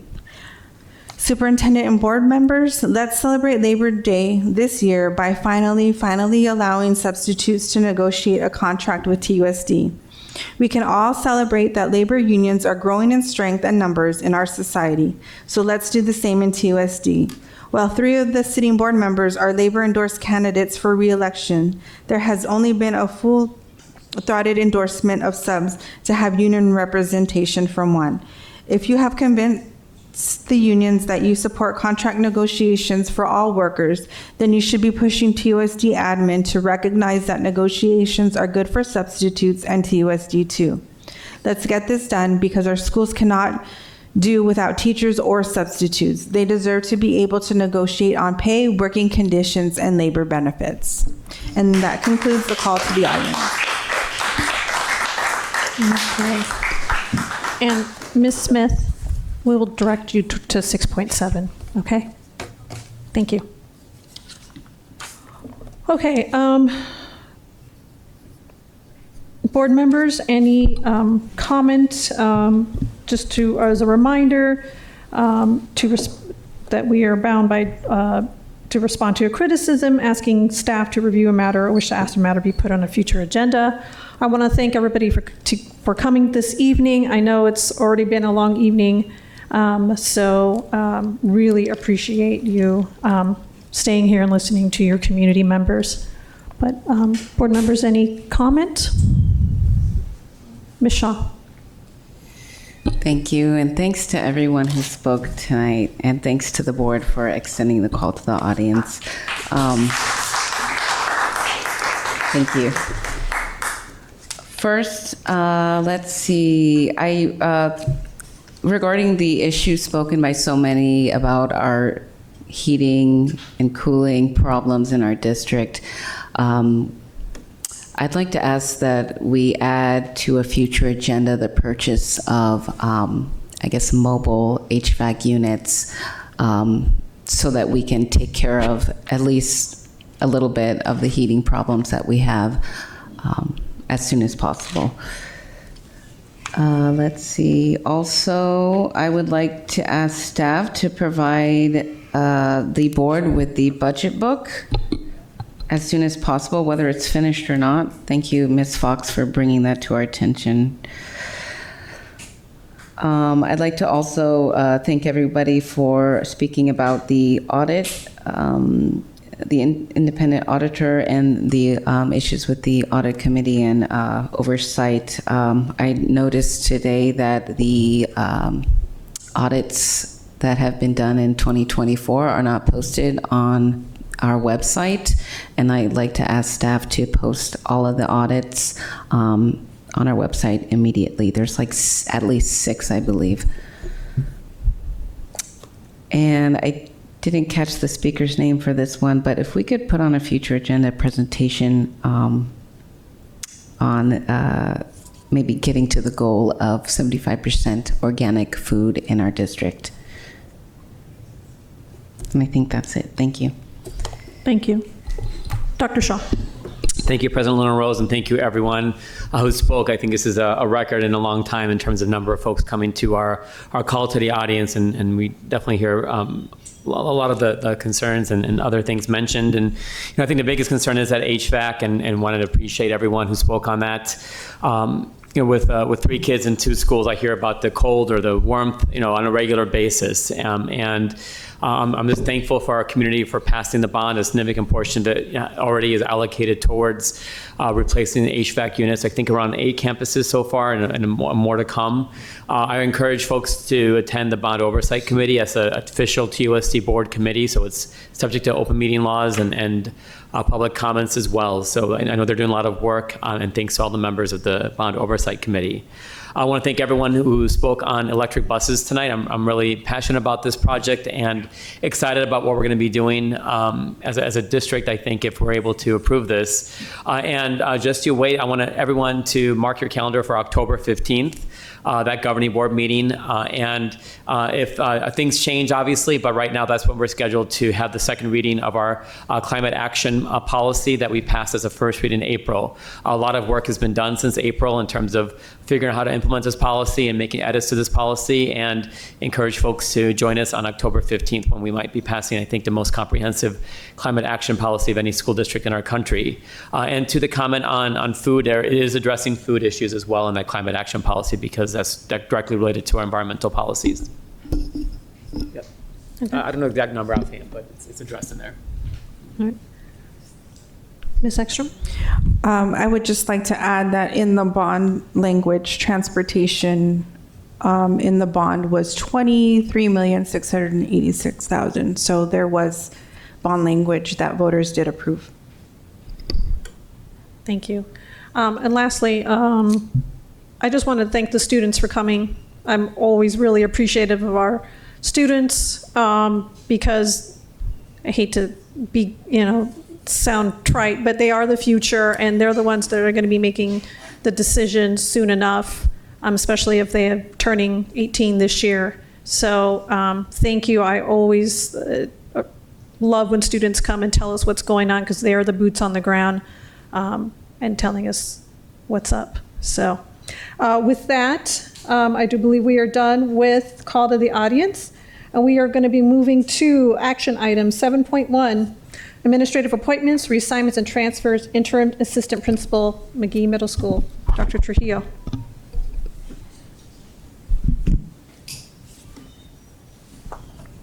Well, yes, that was a long one. That's probably the longest stretch where I haven't done any talking at these meetings, but certainly thank you everybody for coming out for the call to the audience. It's always a pleasure to welcome a new administrator to the ranks, and tonight we have that opportunity again as the governing board considers the administrative recommendation of Christina Nickerson to serve as the interim assistant principal. I will note for those of you in the public reading the public language, there is a typo that says interim principal. Mr. Martin Muick, we love you, we support you. You're not going anywhere, okay, Principal Muick. This is for your assistant principal. There he is. His interim assistant principal, Christina Nickerson. That is our recommendation to serve in the interim capacity. She currently serves as the Dean of Students, has been doing a wonderful job for us, and prior to that served as an AVID coordinator out at Booth Fickett, and has experience as an MTSS coordinator, both working at Seacrest and then, of course, working for the district. I will say, to those watching in the public, the dean position is the entry level to school administration. So it's a natural progression. We're excited to bring this recommendation forward. So governing board, we present for your consideration Christina Nickerson as the interim assistant principal at McGee Middle School. Okay. Thank you, Dr. Trujillo. I will move the item. Second. Okay, moved by myself, second by Ms. Ekstrom. I didn't realize Dr. Shaw walked off. All those in favor say aye. Aye. Aye. Any opposed? Okay. Item passes 4-0. Susan Nickerson, are you here? Dr. Trujillo. Yeah, just a note for protocol. We did pull one item from consent we to do at did. the front of the agenda, and that was the school garden item. Yes, we will do that Do that right next? after. Okay. Ms. Nickerson, go ahead. Aye. That doesn't preclude you from coming to say a few words. Thank you. Good evening, everyone. Governing Board President Luna Rose, board members, Dr. Trujillo, Legal Counsel Ross, and Principal Muick.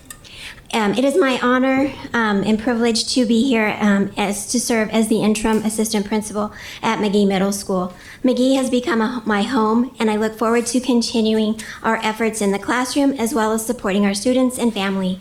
Thank you for your trust and support and this opportunity. Thank you. So now you've got a receiving line right behind you. Shake everybody's hand, and then if you want to come up and take a photo. Yes, go back there first. Go ahead.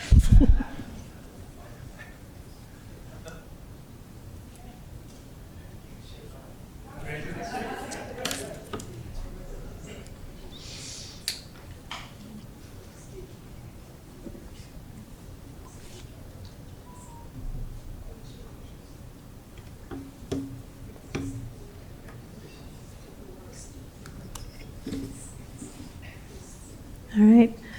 All right, board members, if we can take a quick photo. Thank you.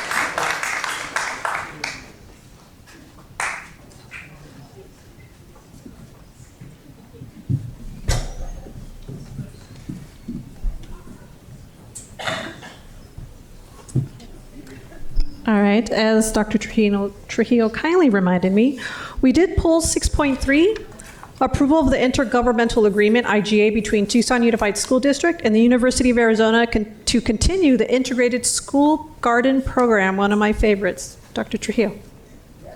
I would like to welcome Mr. Moses Thompson, along with our food services director, Lindsay Aguilar. They form a wonderful partnership that really makes this program come to life. We're excited for the board's continuation of what I think is one of the featured partnerships with the University of Arizona.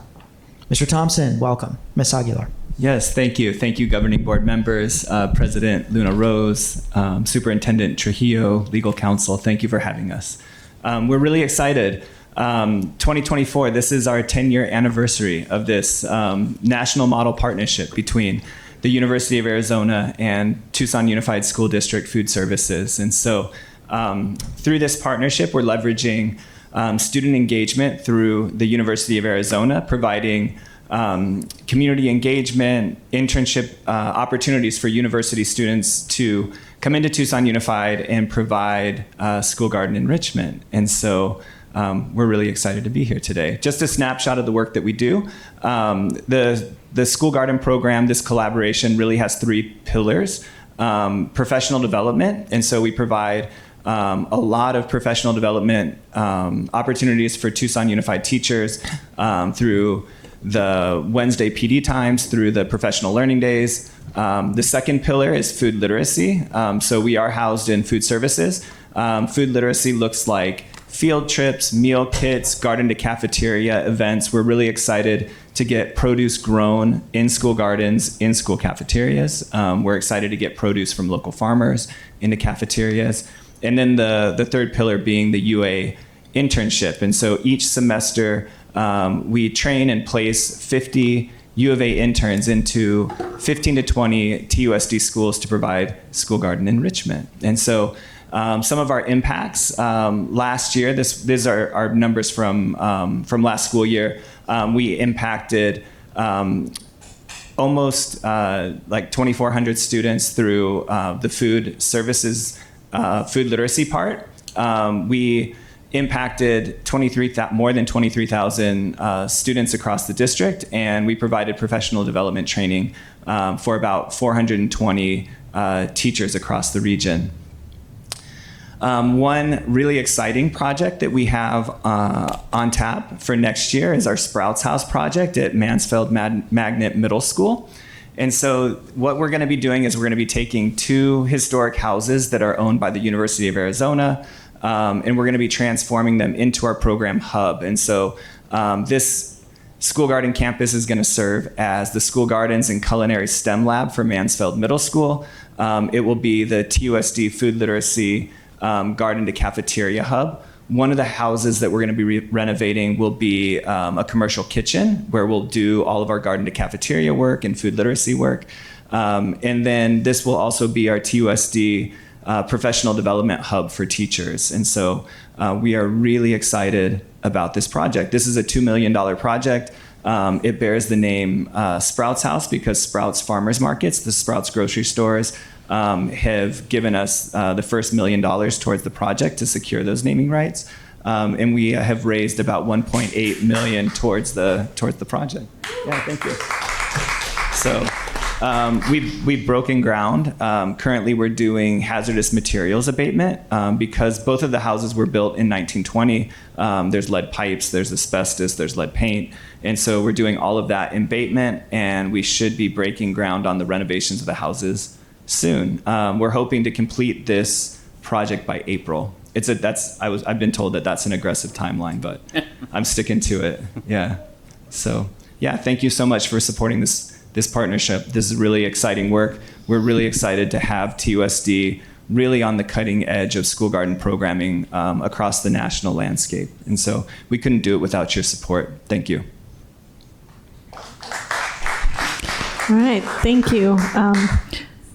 And I just want to say, I know I said it a little bit ago, but this is one of my favorite programs in the district. Mr. Thompson has worked hard and very diligently, and we're very lucky to have his partnership here in the district. And if you have not had a chance to go to Sprouts House, please go. I'm going to put you on the spot. He'd be happy to give you a tour. For sure. Yeah. Come visit. And see the amazing work that they're doing that perhaps, someday could be replicated in other areas, but we'll start here first. So, board members, any questions? Ms. Shaw. I just want to thank you for all your work. I think this is one of the highlights of our district. And so I hope that we can continue it and expand it into the future. Thank you. Dr. Shaw. Yeah, I'll echo that. This is great work. I had a privilege a few years ago to be part of the committee looking at these programs and giving some feedback. And I got to visit a lot of the school gardens around TUSD and meet with you and your team and folks at U of A and folks locally in TUSD to see just a collaboration, it really is a collaboration. It's people working together for the same purpose, which is really what we want to see. And so excited to see this program continue and to see the expansion in Central Tucson with this. And I'll move the item. Okay, and I will second. All right. All those in favor say aye. Aye. Aye. Any opposed? Okay, the ayes have it. Thank you so much. Yeah, thank you. All right, now we can go back to action items. 7.2, proclamation of SMART, or Smart Week, August 26th to the 30th, 2024. Dr. Trujillo. Yes, in our continuing efforts to strongly encourage our community members and our families to practice responsible firearm safety practices in their homes and to minimize the opportunities that children and young people have to take firearms out of their homes and bring them into our schools and our community. We bring before you Kathy Jensen, who I believe will be doing the duties for tonight's proclamation, declaring August 26th through the 30th Be Smart Week, and of course our Assistant Superintendent for Student Success and Leadership, Mr. Frank Armenta. Good evening, Board, Madam President, Board members, Dr. Trujillo, staff. I just want to remind us that back in July 11, 2023, you signed a resolution bringing SMART to us. It's been a great partnership. Our media department has made sure that the SMART information has and is still on our website. So I want to congratulate them for making sure that we do that. I also want to acknowledge that we do have some Tucson Moms Demand Action, some participants here. So I want to acknowledge them and have them on the record that they are present here today for this declaration. So I'll go ahead and start it. Yes, you can give yourself applause. This proclamation declares August 26th to the 30th Smart Week by the Tucson Unified School District Governing Board. Whereas guns are the #1 killer of children and teens in the United States. And whereas we are committed to creating a safe environment contributing to the safety and well-being of our children. And whereas almost every single day a child gets their hands on a gun and unintentionally kills or injures themselves or someone else in the United States. And whereas research shows that one of the best ways to protect children and teens from accessing gun is implementing secure firearm storage practices. And whereas research shows that the most effective way to prevent children from accessing firearms is making sure all guns are stored, unloaded, locked, and separate from ammunition. And whereas there are steps we all can take, gun owners and non-gun owners alike, to make sure kids can't access guns and put themselves and others in danger.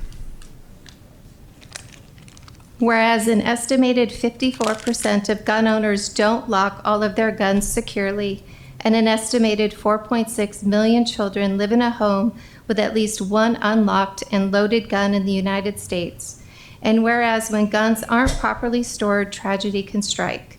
Whether it's a child finding a firearm and injuring or killing themselves or someone else, or someone stealing it and using it to commit crime in our communities. And whereas schools are committed to their crucial role in reducing injuries and deaths by promoting secure gun storage and safety. And whereas Smart Week raises awareness and promotes efforts to educate the public about secure gun storage, the Tucson Unified Governing Board commends Be Smart, a program developed to help communities stay safe. Now, therefore, be it resolved that the Tucson Unified School District Governing Board declares August 26th through the 30th to be Smart Week. All right, thank you very much. I'll Board move the members. item. Okay, so moved by Ms. Shaw. I'll second. Second by Dr. Shaw.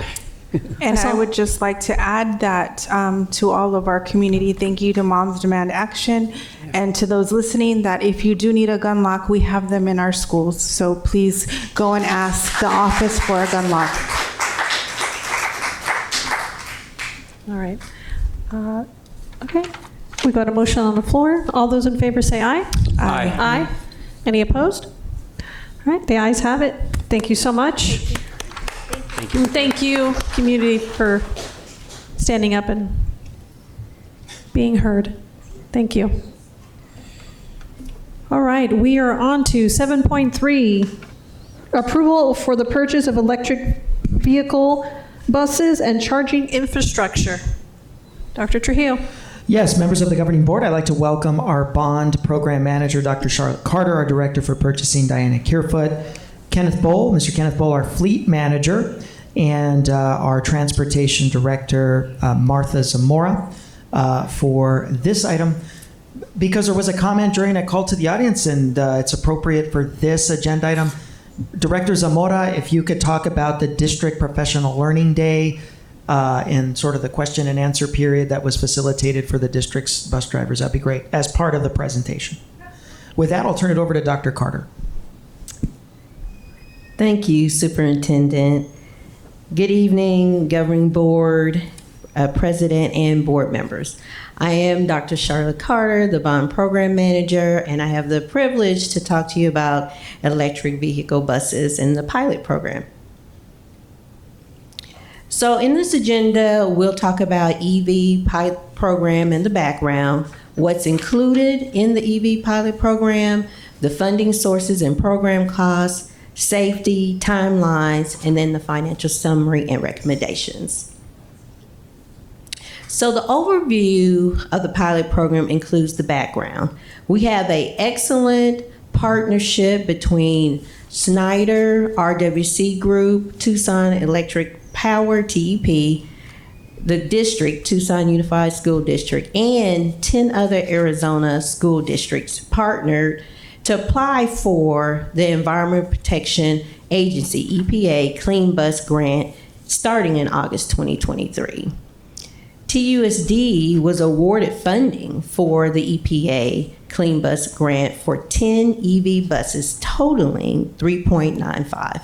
And as mentioned before, in the bond on page 5 of the bond book, there is student transportation of $23,700,000.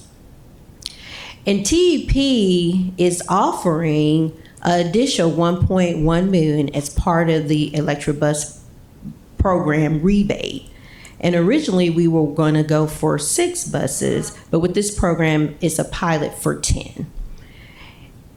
So we would like to implement, and TUSD has partnered with Snyder to design, develop, and implement this program and provide the necessary EV infrastructure. Now, you may be wondering what's included in this EV pilot program, and I'm so glad you asked.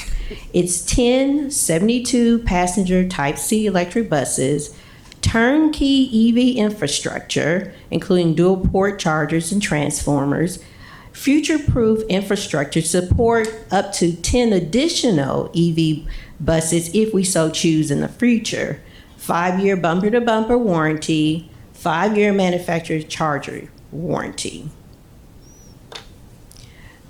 So some of the key benefits is the 72 passenger Type C zero emissions electric buses, the battery pack with 135-mile range. We have also the environmental optimum driver comfort and safety, drive first, a 5-year on-command connection with diagnostics, Wi-Fi, smart bus, air conditioning, of course, and then the lithium iron phosphate battery.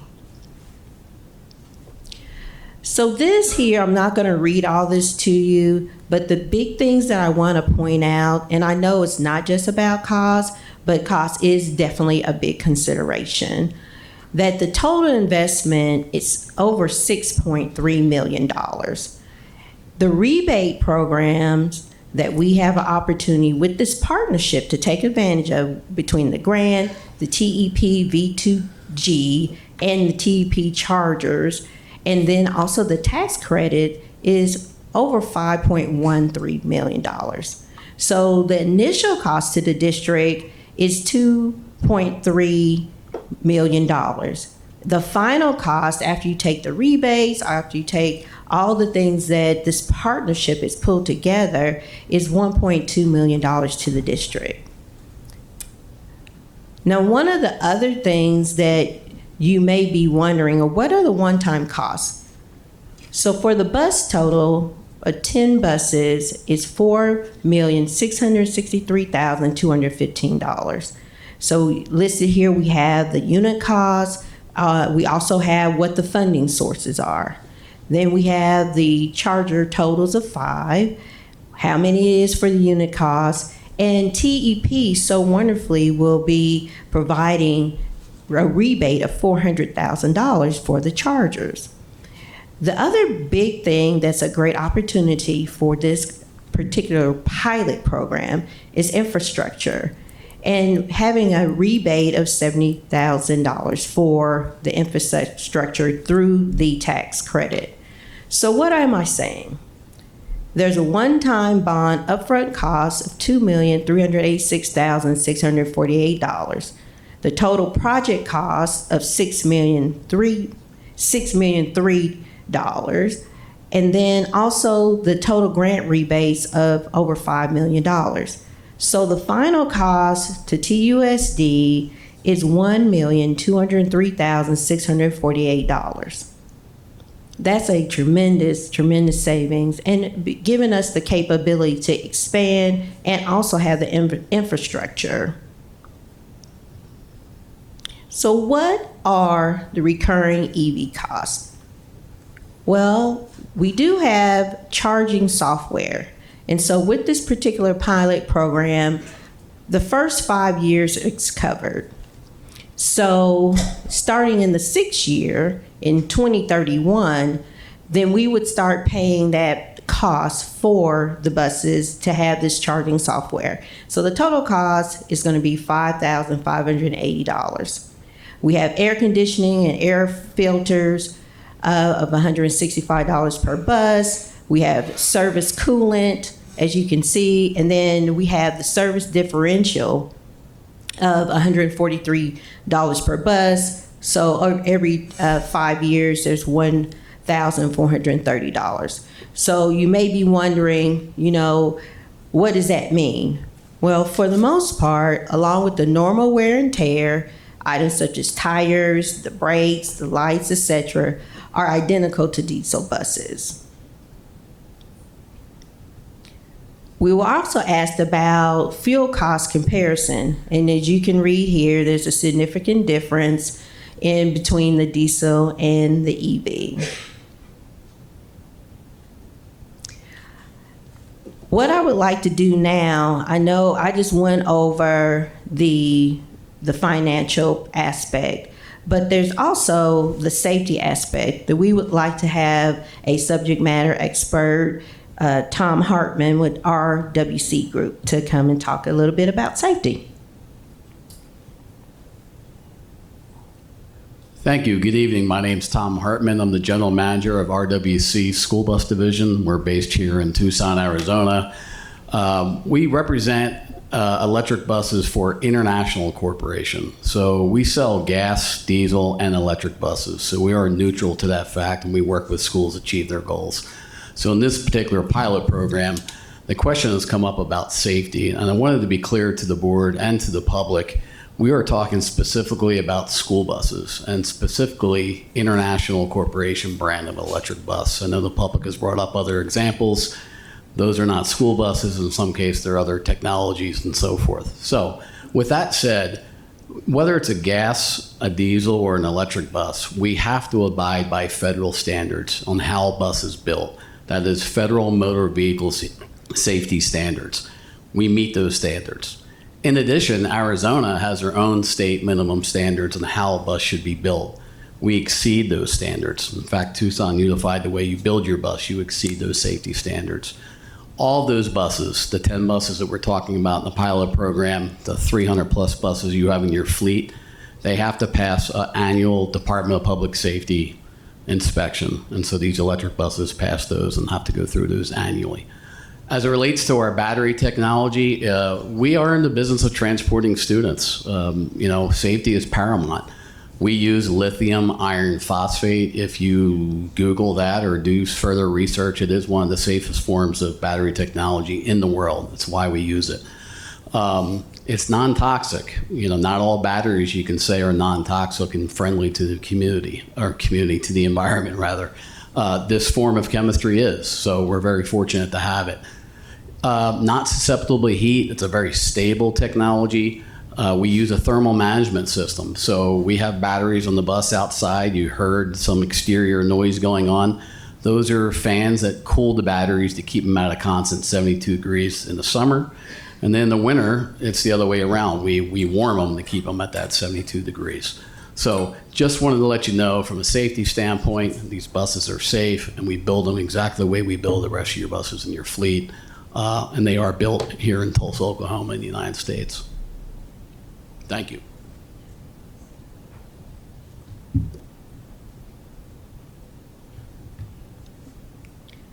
Okay, so I would like to have Martha to come and talk a little bit about, they did have an opportunity to have some of the buses here at Tucson Unified School District, so we'll talk about that.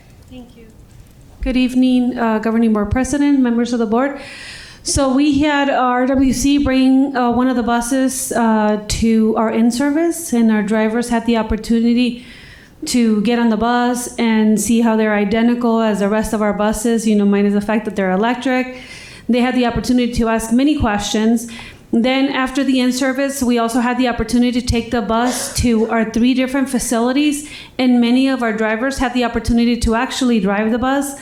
Many others got to ride along, including on monitors. We received positive feedback and many that were interested in driving. We also received some very good questions that RWC was able to answer for the drivers as far as safety concerns and issues like that. So after that, we sent out a survey asking them all, are you interested? And 50% of the drivers that answered the questionnaire, they were interested on driving. So we have plenty of drivers that are willing to be part of the next, new generation of driving electric buses if we get approved. Thank you.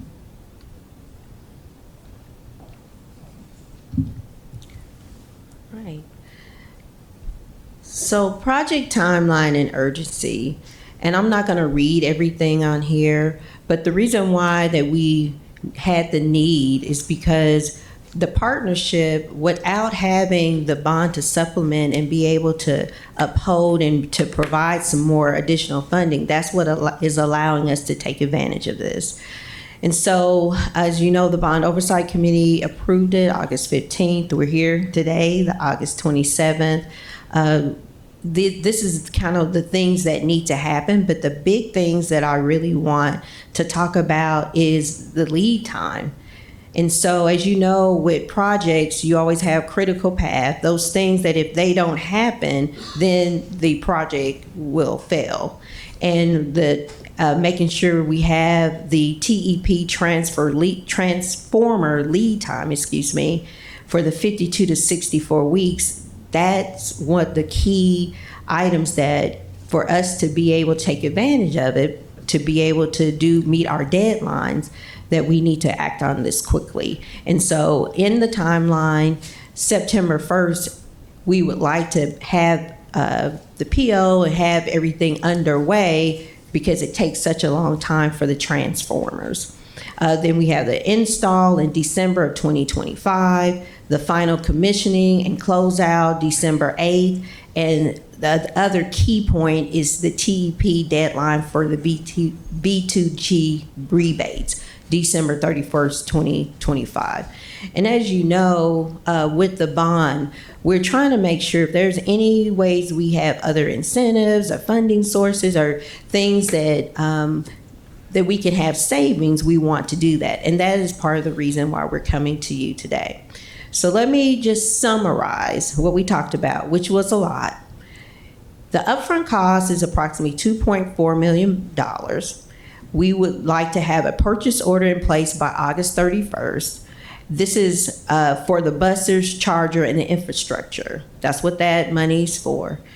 And this will help reduce the risks. The sooner that we could get the purchase order available, then that we can start making sure that we can meet this lead time, which goes back to the 52 to 64 weeks for the transformers. There's over $5 million in grants and rebates, approximately $1.2 million of rebates by the end of the project would be returned back to us. So the final cost to the district is $1.2 million. Whereas if we were doing the 6 buses, the way we had planned it before, it's $3.3 million. So it's a significant savings. But the key thing for us to take advantage of this, one of the requirements is that we have to have the EV buses on-prem, meaning here in Tucson, and it has to be on the charger. So that means it's functional by December 31st, 2025. That doesn't mean that we have to have them where we're actually doing routes and we're actually having, to have everyone trained, but it means that we have to have those buses on-prem and have on the charger. And that's one of the requirements. So why is your support so critical? Again, the critical path, which is the TEP transformers with the lead time, the anticipated time for them to arrive between October and December 2025, also to be operational to meet the TEP deadline. And then if we don't approve, then we're not able to take advantage of this installation and to do the learning. What a pilot is so you can learn. It's so you can be able to have in your environment at where you are to have something to test and be able to learn from it. So that is why we really would love to have your support. I'm going to pause. Is there anything I left out or you want to add? So this is the time that I would ask, this is the end of our presentation. I do want to remind everybody, progress is promised, your bond dollars at work. This is another element of that, of being able to have these various projects in the community and being able to implement. All right, thank you, Dr. Carter. Board members, questions? Mr. Romero. Mrs. Carter, thank you very much. Quick question. You had talked about we went from 6 to 10 buses. When was that discussion? Because I guess we originally wanted 6 and we bumped it up to 10? I'm Ken Boley, Board President Luna Rose, Ms. Ekstrom, Mr. Romero, Mr. Shaw, Dr. Trio, and Council. Good evening. We did that quite early on because of the advantage. So we asked for 10. That was the max we could get with the EPA grant. So we put in for that early. 6 was the minimum for TEP, but 10 makes sense for our fleet to give the pilot program a chance, so we can gather good data from it. All right, so when we had the EPA grant on that one, we originally were just slated for 6, but then we were able to negotiate 10? 10 was the most we qualified on the EPA grant, so we went for the max with that. Okay, and I'm just kind of wondering, because I'm just trying to find the timeline here. If they granted us 10 and then we went down to 6 and we went back up to 10, or has it always been? We went for 10, sir. So we went for 10? August of 23 when we applied. Perfect. And then as far as, I know we were talking about the safety regarding the batteries, and I appreciate you hearing it at that 72 degrees that we have, and this might be more of a technical question for RWC. On those cooling and heatings on those batteries, what are the warning signs, say if something was going to go out or you're having cooling issues with that? Will the bus automatically turn off, or what happens if that battery goes over or below those temperatures? Yeah, it's very similar to, say, your gasoline car on your coolant side. So you see the coolant, temperature raising. So you'll get a light on the dash letting you know the temperatures are getting high. So same would apply with the batteries, or the temperature of the batteries. They will go into a limp mode if we really got into a serious situation where they got really hot. But the thermal management system, it's supposed to maintain it at the set 72 degrees. And then as far as on these, I know it talked about the 5-year warranty on these batteries. So it's actually, I'm sorry, I'm glad you asked. I needed to make a correction there. It's 8 years on the batteries, 5 years on the direct drive motor, and 5 years on the rest of the bus. So one clarification. Thank you. That's great. And then as far as like all these operating systems on here, like the heating, the cooling of the battery, different things, how often are these buses needing to go in for maintenance? So with the electric buses, predominantly with diesel and gas, the engine and transmission are your predominant costs over, say, the 12 or 15 years you're used to keeping, say, a diesel bus. There is no engine or transmission now on an electric bus. So your maintenance, we have numbers that Schneider shared where maintenance goes down at least 50% because of that. Otherwise, you do have your normal maintenance. If you were to go out to the bus tonight, very much looks like a regular diesel bus. So your school bus components kind of remain the same. Great. Thank you for that. And then I know we had a lot of people talk about, or we even mentioned here that the Type C is zero emission buses. And yes, maybe the bus is not creating electricity or emissions, but everybody forgets how electricity is made, and that's by burning coal. So yes, by producing electricity, the buses are not necessarily doing that, but we are doing coal plants that are producing this electricity. We can't just say, we don't see everything over here, because we are producing, these things that are hurting our environment. So please, when you talk about those things, remember that we're doing that. And then also the chemicals for these batteries, where we're getting them also. And the resources that we are using for them. Now, I know safety on the bond was promoted as our number one thing, and you heard here today we have AC systems down. I know this bus thing kind of came aggressively, and I understand the timeline, but I don't think people, even the bond oversight committee or even the board, for us to do our due diligence if this has been going on since August of whatever, 2024 or 2023, we should have heard a little bit more about this coming on in, and not just saying, here it is, force it, we need to do it right now, because if we don't, this is what's going to happen. That's where I take an issue with this, that it's being forced down our throat, that if you don't act now, it's your fault. And so we don't have time to do our due diligence. And that's why I went down to the Bond Oversight Committee to hear about this, because I didn't even know this was coming down. But we have our AC units down. We've got an incident at Sam Hughes where they had to go down into lockdown, the safety of our kids. The bond was promoted on the safety. Now we're talking about electric buses as a priority. Forces. Not let's get these higher fences in all our schools. Let's get 10 buses. That's where I have an issue. Safety should be a priority of our kids first. Thank you. Any other questions, board members? Ms. Shaw. Thank you for your presentation.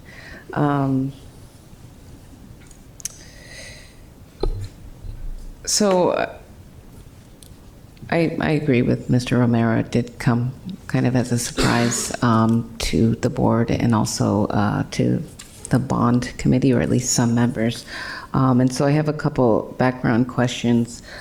First, how many or how much do we currently owe on the white and yellow bus fleet leases?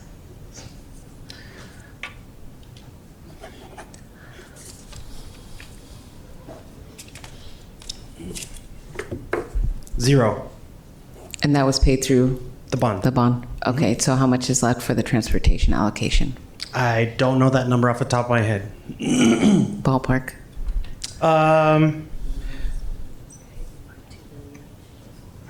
Probably about $15 to $16 million out of the 23.7 that were allocated by the voters. Okay, and so let's see. And how many yellow and white fleets do we have currently? 300 buses and about 300 white vehicles as well, or non-school bus vehicles. 300 buses and how many white? 250 cars and trucks, and then another 50 tractors, backhoes, dump trucks, things of that nature. Okay, great. And with the remaining bond money allocated for transportation, do you suppose that we will have enough to flip our transportation infrastructure to EV? No. Not to flip it completely? Right. No. Okay. The intention of the EV pilot program is to look at that for a couple years so that we can present good numbers or have our own data. Okay, thank you. Dr. Shaw. Thank you, President Luna Rose, and thank you everyone for the presentation tonight. I have a couple of financial questions, and I have questions about the infrastructure and the chargers that we're looking to purchase if this is approved tonight. So I'm just doing some quick research, like just a diesel bus, like 100 to 150,000 for a Type C bus. Is that kind of the range that you're looking in or so? The ones that you approved 2 weeks ago were $185,000. $185,000 per bus for a diesel. So we picked 10 diesel buses and then decided to get rid of this whole EV project and just do 10 diesel buses. That would cost more than the projected expense tonight. Yes. And that doesn't include, your projections were $3.03 a gallon of gas.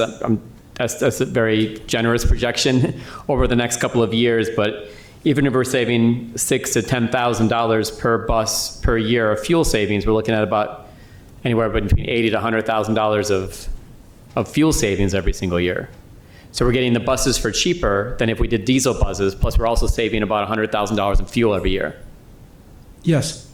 Okay, so seems like a big win financially with this pilot project. There's a lot of upsides potentially, yes. And then on the EV infrastructure, so a lot of this money is going towards the one-time cost of EV infrastructure. So that's a lot of money is going towards that. So what can be used for? How many buses can that support if we were able to expand this and have more grants in the years ahead? So the infrastructure is 5 chargers. Each charger charges 2 buses. So we can have all 10 plugged in at one time. The infrastructure was to double it. It's basically for conduit and construction. So we could build it out to double the size. But then in theory, we drove the bus this week. We put 80 miles on a bus in one day with no charge. So the thing about that is you could time charges. I mean, in theory, if you bought more than the 20 buses, we could always time those charging because we can charge during the day or during the night. Okay, so that infrastructure, the $1.2 million can be expanded to double the amount of buses that we're purchasing now, or even more if we time everything. Correct. Okay. Okay, thank you, Dr. Shaw. Ms. Shaw? Let's see. How long does it take to charge one of these buses? 3 to 4 hours. 3 to 4 hours. Okay. And then I know we heard about the, I guess, longevity of the batteries. You said 8, or there's a 8-year warranty, I believe, on the batteries. Correct. How much would it cost to replace a battery if that's needed?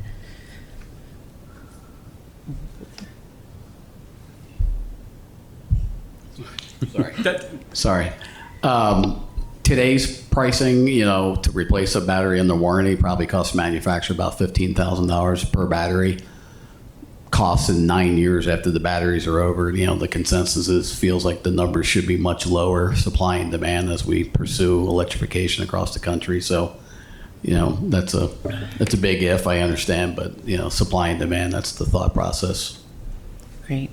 And then the infrastructure to charge the batteries, is that solar, or are we using the grid? It's going to use the grid. Okay. Is there a way to use solar for those charging stations? Well, the solar panels put power back on the grid. So at the 30,000 view, we are doing that. They just can't work one for one. Oh. So our solar panels put power back on the grid, and we're going to take it back off the grid. But so in some ways, yes. Okay. Okay, let's see. So I believe someone at the call to the audience mentioned that it was communicated at the Bond Oversight Committee that the purchase of 10 would allow for like 5 to be on the road and 5 to charge. Can you speak on that? That's correct. The initial plan is to keep 5 in the road and keep a spare ratio so that we can consistently say that we have electric vehicles on the road so that we can see what those numbers are.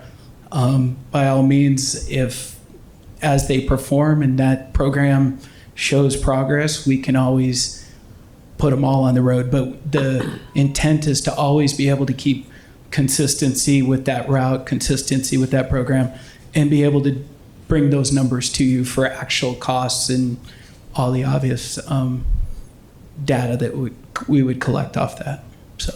So the 5 that are, I thought when I heard the speaker, we always work a spare ratio. I see. With all our fleet. I mean, our bus fleet. So it would just be kind of like in the yard waiting for the need. It's not just like you're not flipping the buses, charging one and then putting it on the road the next day, and then like one sits the next day. You know what I mean? The initial intent is to route 5 and have 5 spares so that we can keep some consistency. So both us and RWC as our partners can learn how that program works. I mean, by all means, if it's a flawless event, we can put all 10 on the road. Okay. Well, I did call Suntran today and ask them how they're doing with their electric bus fleet. I think they have like 10 on the road currently, as far as what management told me.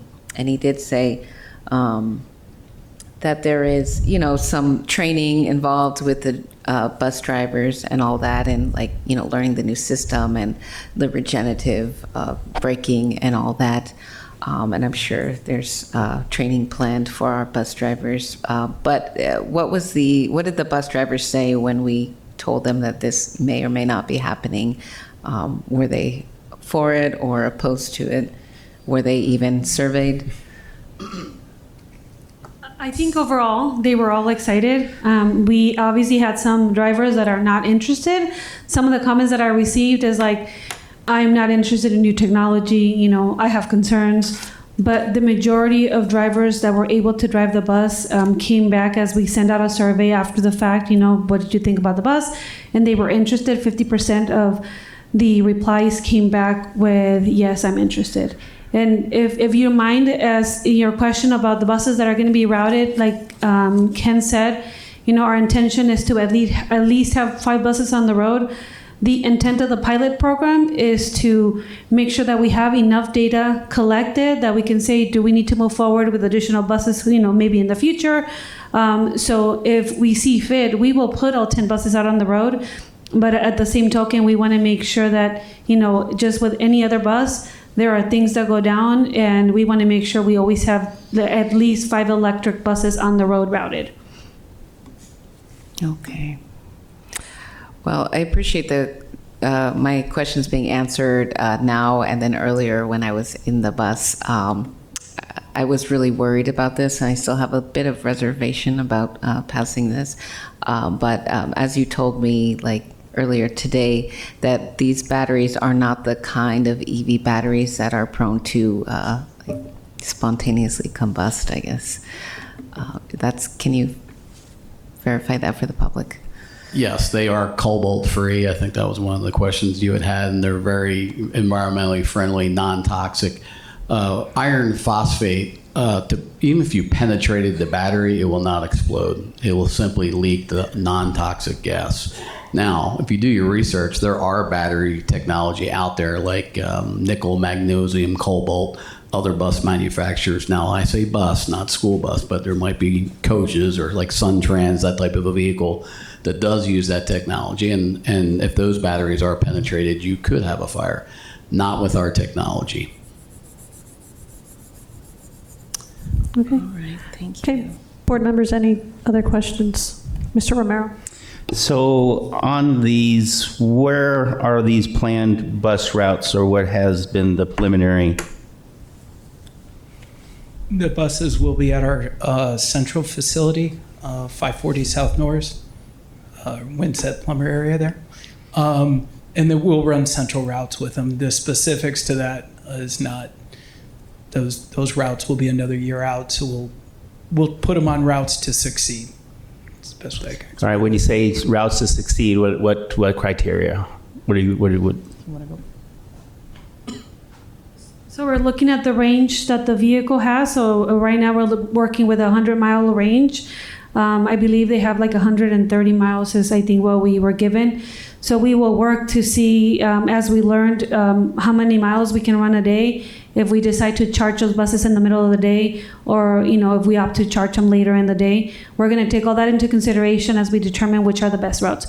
But for now, we know that they will be located at Central, and more than likely they will be doing like those schools that are close by to our central facility, Miles, all the different schools around the area is more than likely what they will be serving. Okay, and you had mentioned as far as the amount of miles, so these buses on a full charge only go about 130 miles? That is my understanding. Compared to like a diesel bus, how many miles does that get on a full tank of gas? 400. We ask our drivers to fuel their buses every day, but Right. And it just again, worst case scenario on this, say the bus battery dies, what happens when they're en route? Just like a car battery? Okay, worst case scenario. So if I have 5 routed right now to start and it dies, we'll send one of our spares out there and we'll tow the other bus back, and it'll probably come back to our facility, and we'll work with our WC through the problem. Okay, so there'd be a pickup. I'm just wondering, like you said, like a regular car battery, it just doesn't start or just again, I don't know much about it, so I'm trying to educate myself on this in a quick fashion here. It's always on. Okay. So it's not like there would never be a start. It would just either wouldn't go, or as Tom had mentioned, it'll go into a D rate. At that point, if we pull over, we'll tow it back and we'll send a spare, as we do with all our routes. All right. Thank you. Okay, Dr. Shaw. Thank you, President Lewis. And I just want to thank everyone for all this hard work on this project. This makes so much more sense financially, especially with all the utilization of all the grant money and rebates out there. This is such a great project financially. Just the impacts on the climate. We're really looking out for the next generation, and I'm excited about what's going to come before the board in a few weeks when we work on a climate action policy. But just tonight, being able to start this with the pilot and seeing what's going to work, what's not going to work, how can we make the work that we're doing as a district more environmentally friendly, so that we're really looking out for the next generation and our kids' and grandkids' future in terms of sustainability. And as a physician, I'm excited about the respiratory health. I know we had some folks at the call to the audience, and I'd read comments talking about the respiratory benefits. I got my start as a physician advocate, and one of the first things I was successfully able to do was work when I was a union member 15 years ago as a Cook County employee in Chicago, fighting with my union, with SEIU at that time, against coal power plants that were really spewing there's so much soot and particulate matter in most of the communities of color in Southwest Chicago. And I learned a lot about the respiratory effects, the cardiac effects, the cancer rates, birth defects, and so many other things that were linked with soot and particulate matter coming from, at the time, the coal power plants, but of course from our traffic and everything else that we spew from our car exhaust and our bus exhaust. And being able to do this to help improve respiratory health and other health for our kids is such a huge benefit as well. So I'm excited about this, and unless there's a lot of other comments, I'll move the item tonight. Okay, I will second the item. Mr. Romero. Yes, so still have concerns on this. Like I said, it's being forced so fast. Yes, I understand we had some bus drivers drive it around, take a look at it. We really haven't given the community, parents, students, get their feedback.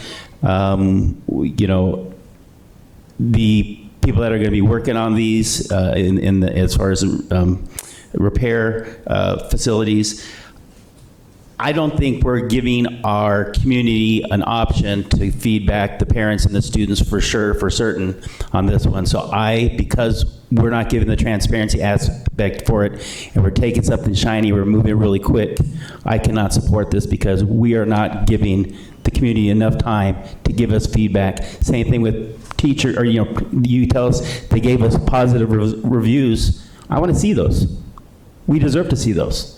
We can't just go because someone said, hey, yeah, half of them are good. Maybe they were, but I didn't see that. I need the proof on these types of things. I just can't go by everybody's word. And like I said, for me, I cannot pass it because I do not feel we're being a community partner in this.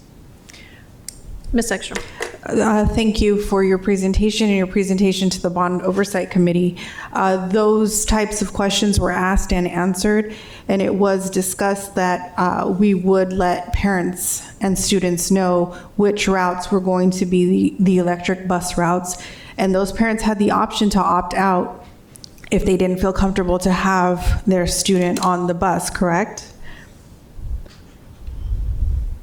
So we can go ahead and do that, once we figured if we get approved, the buses wouldn't be here until December of next year. Right. So prior to that, we figured we would have 6 months as we determine which routes and be able to work with the community, inform parents, and absolutely, they would be aware of what route their student would be on, and they could always opt to not have their student ride. And then another point was the bus drivers. They will be given the option to opt out if they did not feel comfortable driving the electric buses. So I appreciate those questions, those comments, but those were asked and answered at the Bond Oversight Committee. And there was, frank discussion. People were concerned. Those questions were asked and answered. And when it came down to it, the Bond Oversight Committee approved it. So they do see the benefit of this to our community. So I will be supporting this item. Okay, thank you. And I too will, I want to say, there was no feedback on diesel buses either back in its time. And I think we are moving forward with the district and thinking of the students who came this evening. So we have a motion and on the floor. So Ms. Barboa, can I get a roll call vote, please? Yes. If I may make a couple comments. Thank you. Let's see. Well, I had a question too. I know there's some talk about the voter approved language, that transportation was clearly outlined, but in light of the fact that we do have an excess of buses, and the intention of this item, I believe, is not to help us with our transportation needs, but it's to mitigate climate change. Is this allowable, basically, is my question, with the voter-approved language? And I don't know who can answer that question. I'm not sure I understand the question. So the language on the ballot that specified what this bond would be about, are we overstepping here with this purchase? So the language that was approved in the ballot, not this book and not what's on our website, the ballot that the voters receive outlined multiple overarching categories. For example, we say student transportation vehicles. That can be anywhere between a 72 passenger bus, the small little baby buses that you see, the high occupancy vehicle vans that are driven by athletics departments. White fleet can go anywhere between the tractors to the school safety officers. The intention is to put the broad categories in there because anytime you mention a specific category, so if we outlined every single item, 1,000, so about 1,700 individual projects that are going to be created by this bond program, each one of those would have to be approved by the voters. If we deviate in any way around those, we'd have to go back to the voters. This is the way that these ballot languages that you all approved the ballot language for was created. So for example, one of the other things that we included was school safety, which was mentioned. In the bond pamphlet, we never said defibrillators. You won't find the word defibrillator in the bond book, but there is now at least one defibrillator on every campus in Tucson Unified School District.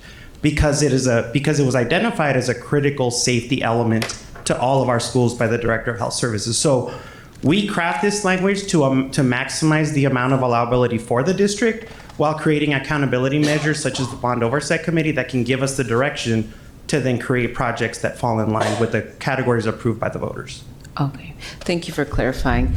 So, you said that we have about 15 or so million left in transportation to do with it what we will.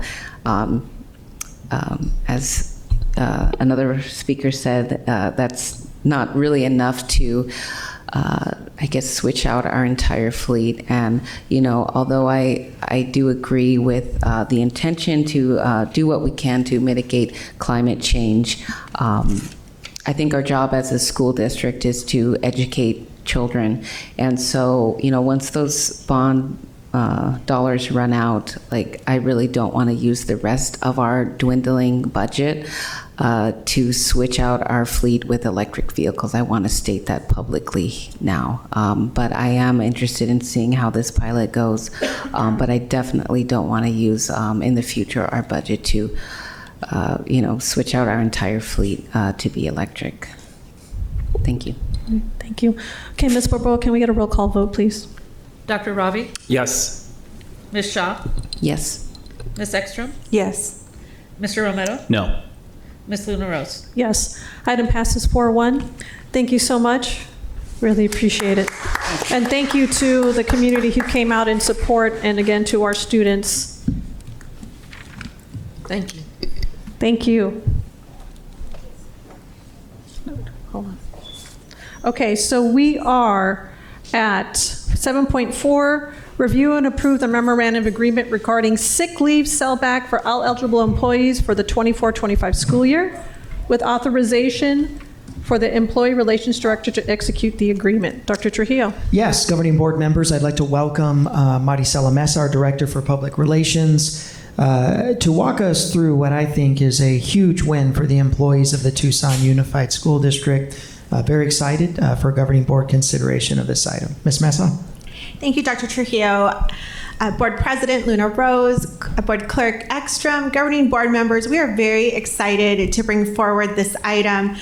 It is a sick leave sellback program, and this is one of those ideas that have been mulling around for years, and it is here, and we're excited. It is a one-year program, and we're going to look at this as a way to create some wins for everyone involved. To be eligible, someone must be with the district for 3 years. And then at the end of the year, they can sell back 5 days of their sick leave if they have 10 days banked. 15 days total, using 5 of them, 10 days banked. And then they can receive a payment for 66% of the step 1 for their classification. This is really exciting because sometimes with sick leave, it just accumulates, and maybe people will want to burn it at the end, whatever, at the end of the year. And this is an incentive for individuals to stay with the district and try to get some payment at the end of the school year. And we do have some eligibility requirements that are listed in the MOA. And we're also looking at just making sure that individuals who do get sick have a bank of sick leave available to them. So I'm open to any questions on this item. Okay, thank you, Ms. Mesa. Board members, any questions? Ms. Shaw. Thanks for the presentation. Can you just talk more about the 66% of step 1? Mm-hmm. Like when I think of selling back my sick leave at work, it's like I have 10 hours, and so I would get 10 hours of my hourly wage. Is that what we're talking about here, or is that because I know steps are can be less than $1, and so is that? Oh no, it would be Okay. the starting rate for your position. I see. So if someone started at $18 an hour, if that's the position, but now they make 22, it would be at the $18, which is the entry rate. Okay, so, and even if they, are at like step 20, they're still going to be paid out at step 1? Correct. Okay. And can you explain why we landed on 66%?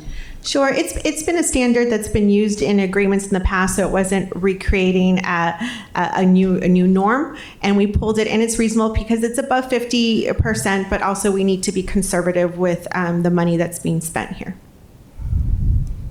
And is there a maximum amount of sick days that they can get paid back for?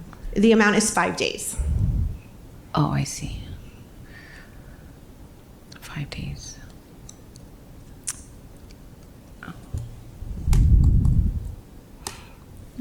Sorry, I'm trying to reboot my computer. What is the budget allocation for this item? So this item is, if everyone that is eligible were to partake, we'd be looking at about 1.6 million, but it is allocated already because it's sick leave. It's a benefit. 0.6 million. And it's already allocated at 66%. The monies for sick leave are already allocated in the budget because it is a benefit that stays with the employee. But is that at 100 or 66? So the 1.6 million is as with the 66. It's with our plan. Okay. Thank you. All right.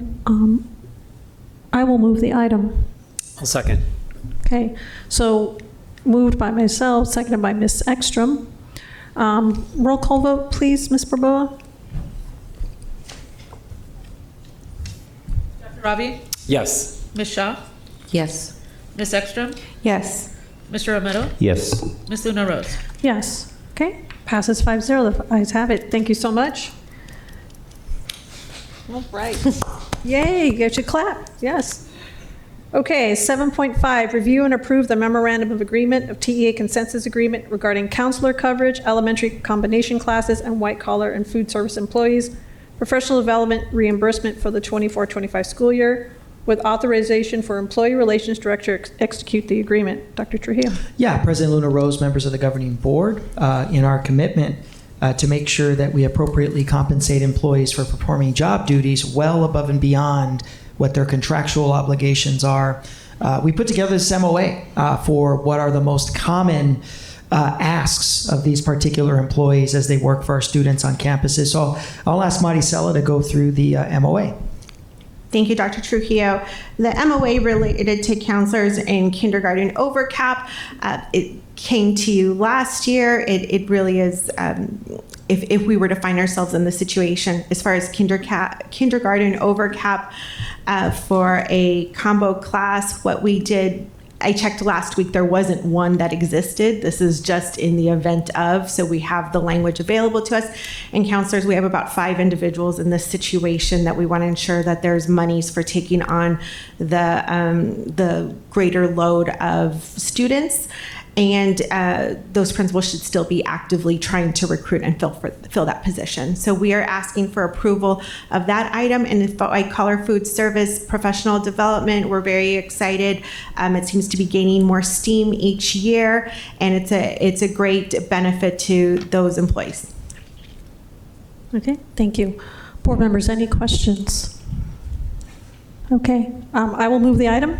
A second. All right, moved by myself, second by Dr. Shaw. All those in favor say aye. Aye. Aye. Aye. Any opposed? Okay, the ayes have it. Thank you so much.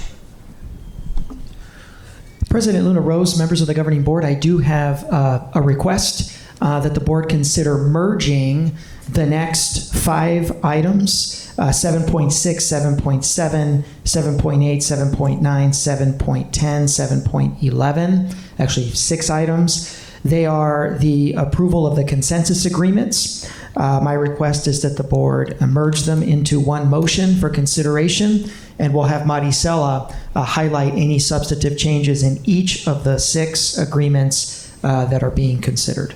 Okay, thank you. Board members, any? Okay. All right, please go ahead. Thank you. Much of the agreement changes are centered around human resources language, just to ensure transparency and consistency for the members and keep them pretty aligned with one another. I want to make a couple of notes here. With regard to the Eli agreement, just today we noticed that there was an incorrect number related to student days. It has to do with their contract. We are going to ask to be able to, we plan to edit it when we upload it to make sure that the correct number is there. So that's just one caveat. And AFSCME is here. We're very excited to see them. And they just want a reminder that they hope that discussions related to compression continue in the future. And TEA is also here, and I believe Jim Byrne, he is ill. He's supposed to be on Zoom, but they're present as well. And we worked really hard this year to bring forward the agreements. You're not going to see a lot of changes in the agreements because the big ticket items had to do with the sick leave sellback program, had to do with upcoming language related to paid parental leave. You'll see from TEA the substitute teacher MOA, and also compensation that the board has already approved. So those were items that have been worked on all year. And with that, we're asking for approval of the agreements. Okay, thank you, Ms. Mesa. Board member questions. Ms. Shaw. Thank you for all your work, Jim and Ms. Mesa and everybody here today, and all the union representatives. And I'm glad you mentioned the compression pay for our bus drivers, because that, I don't know if it was the last meeting, but I put forth an idea to pay our bus drivers retroactively for the compression pay. And I'd like to make a motion to add retroactive compression to this document for AFSCME. Is that possible? I guess I need a second, but yeah. Before a second, Mr. Ross, is that allowable? Ms. Luna Rose, if the board wanted to add items to the agreement, you can do that. I'm not sure if that's been floated through your negotiation process, but it certainly is within the board's discretion to propose something like that and have a discussion about it. Okay. It seems to have died for lack of a second. Ms. Mesa, another question. So when, with all these agreements, these are obviously go on year over after year, right? We'll have another one for next year.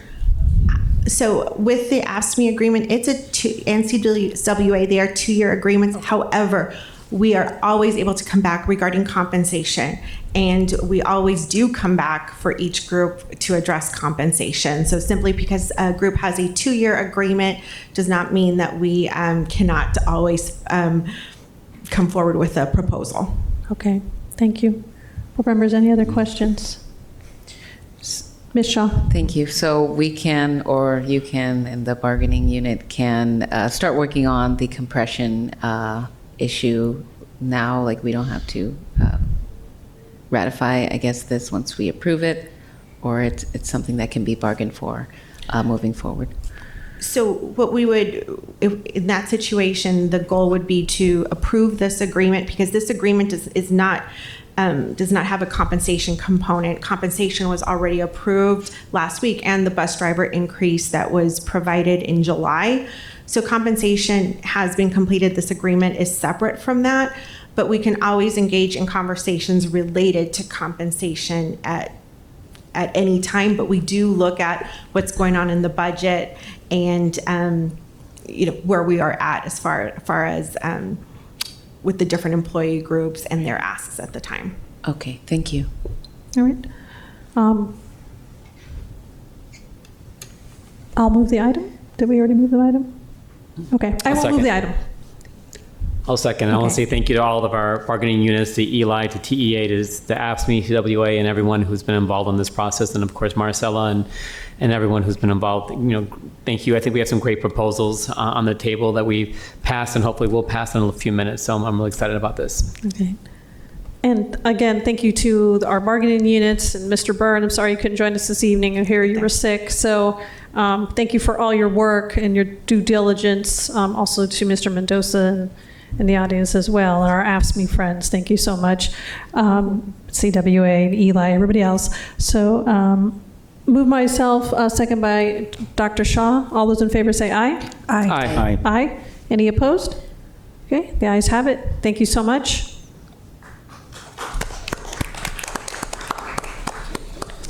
Okay, so we are at 7.12, consideration of a proposal to designate the Tucson Education Association as the conditional exclusive bargaining unit representation for substitute teachers and TUSD. Dr. Trujillo? Yeah, President Luna Rose, members of the governing board, I'll ask Maricela to stay put to review the proposed memorandum of agreement.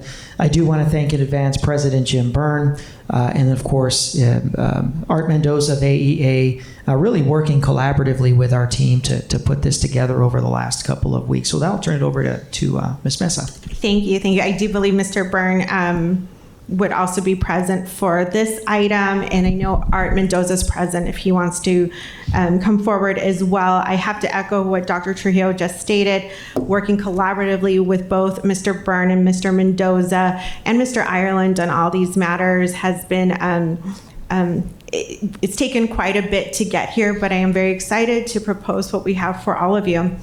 What is on the table is an agreement for conditional exclusive representation for TEA to negotiate on behalf of substitute teachers in Tucson Unified. This is how it will work. TEA and TUSD will collaborate on a survey and send it out to all listed substitute teachers.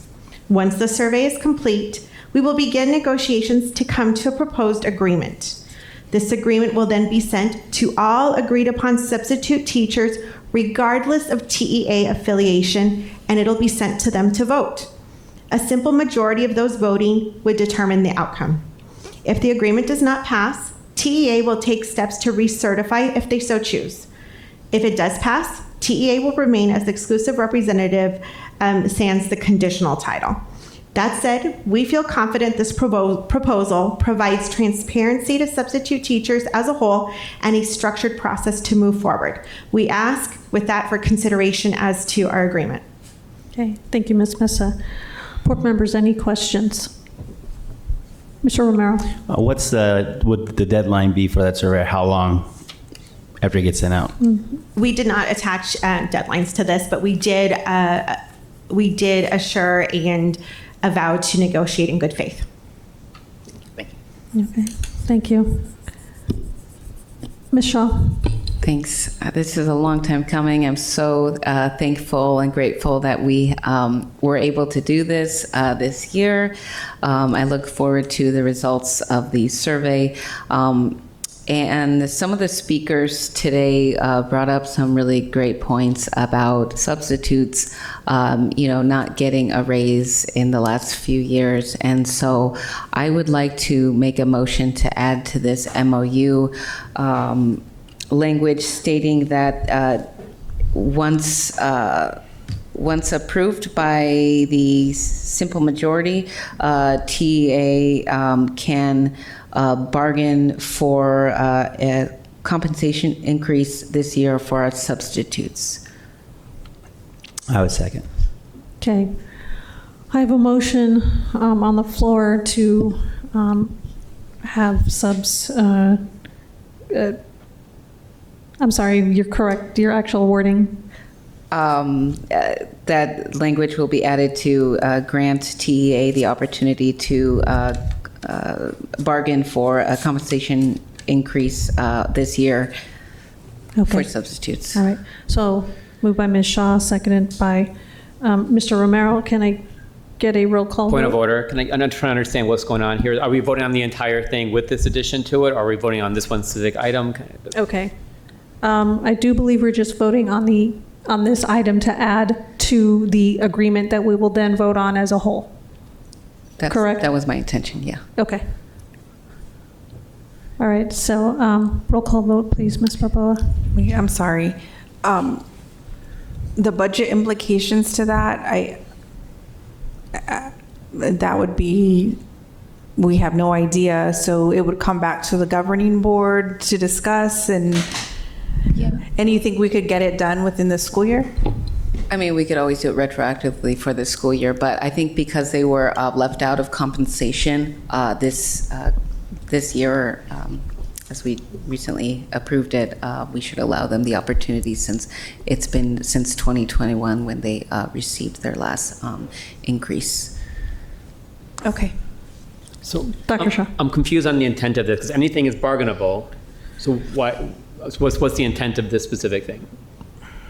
So that they can get hopefully a raise this school year. Well, and not that's have part to of the wait till bargaining process, right? Till the So next time.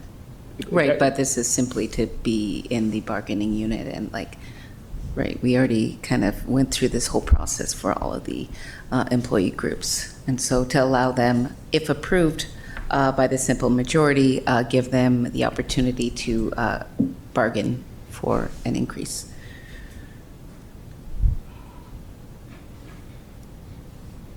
Is this something that you're looking retroactively? Well, I guess we could have that conversation later, because that wasn't in my motion. But, whenever this happens, we discuss it in exec about the budget implications. So I guess once we get those presentations by staff, we can talk about retroactive. President LaRose? Yes, sir. Yeah, just to kind of shine a little bit more clarification on Dr. Shaw's comment, elaborate on a little bit. With tonight's action, if TEA is granted bargaining unit status to represent the substitutes, they are actively able to bring up any issue to the administration inside of negotiations, make any proposal on their behalf. That would definitely be on the table. It wouldn't necessarily take board action.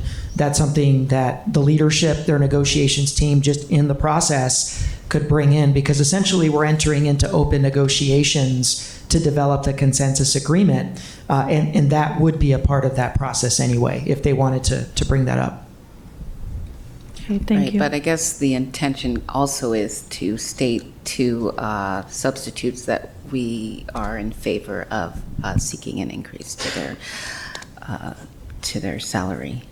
And I wonder if, Mr. Byrne, if you'd like to speak to this, is this strange for a union to pursue in a MOU, or, sorry to put you on the spot. No, happy to answer. I know it's kind of new territory for us and the board and probably the district to pursue something. Credit to Art Mendoza for crafting this idea that, as we say in organizing, threads the needle, importantly, to get this across the finish line. And, it's incumbent upon us and our substitute organizing committee and the bargaining team that we bring to the table to draft an agreement that resonates with subs, whether that's due process, days work, benefits, ideas, and compensation as well, to get them an agreement that they would ratify with 50% plus one. So it's incumbent upon us to fight for the best kind of agreement that we can for them, including an increased compensation. Okay, thank you.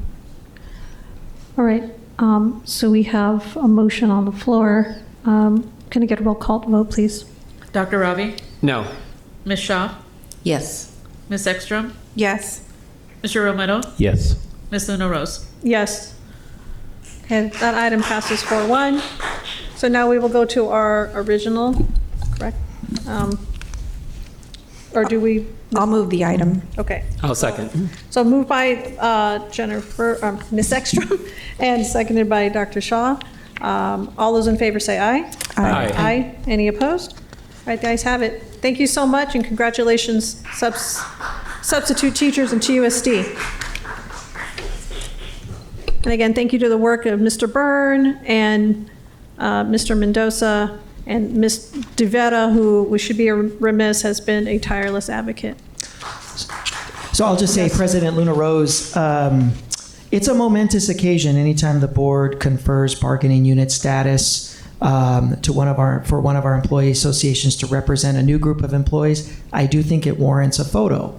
If we could invite any of our sub-representatives, Mr. Mendoza, any of our TEA leadership, if the board would. And Jim, we'll put you in a cutout.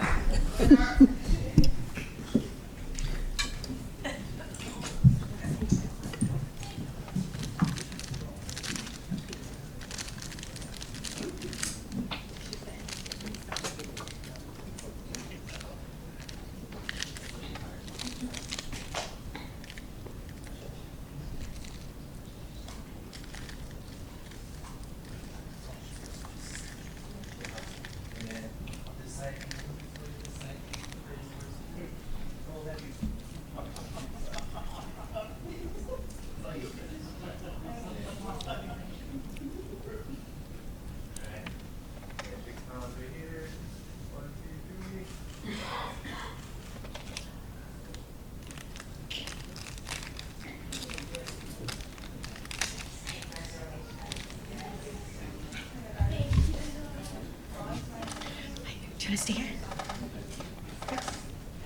Take parental leave.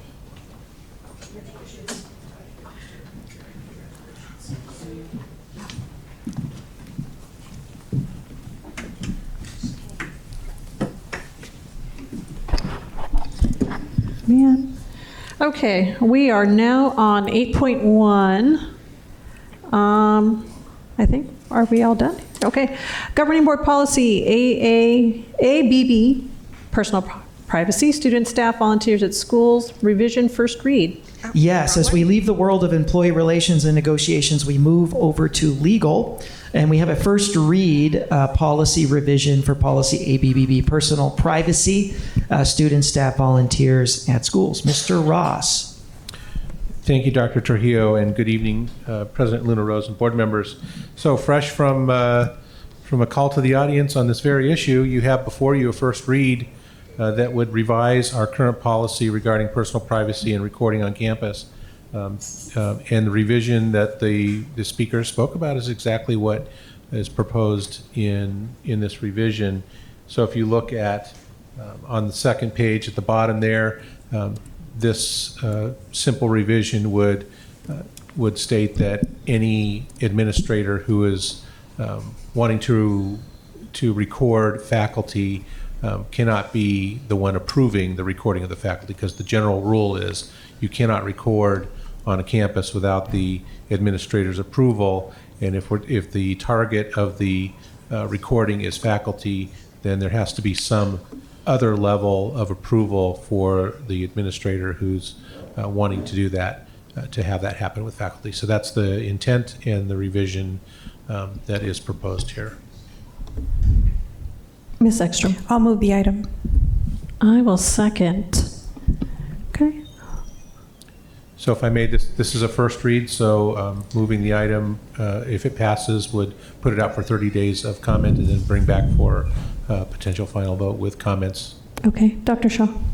Thank you, President Luna Rose. I just want to thank Ms. Steen for suggesting these changes and for looking into some privacy issues here. And so hopefully this make this policy stronger.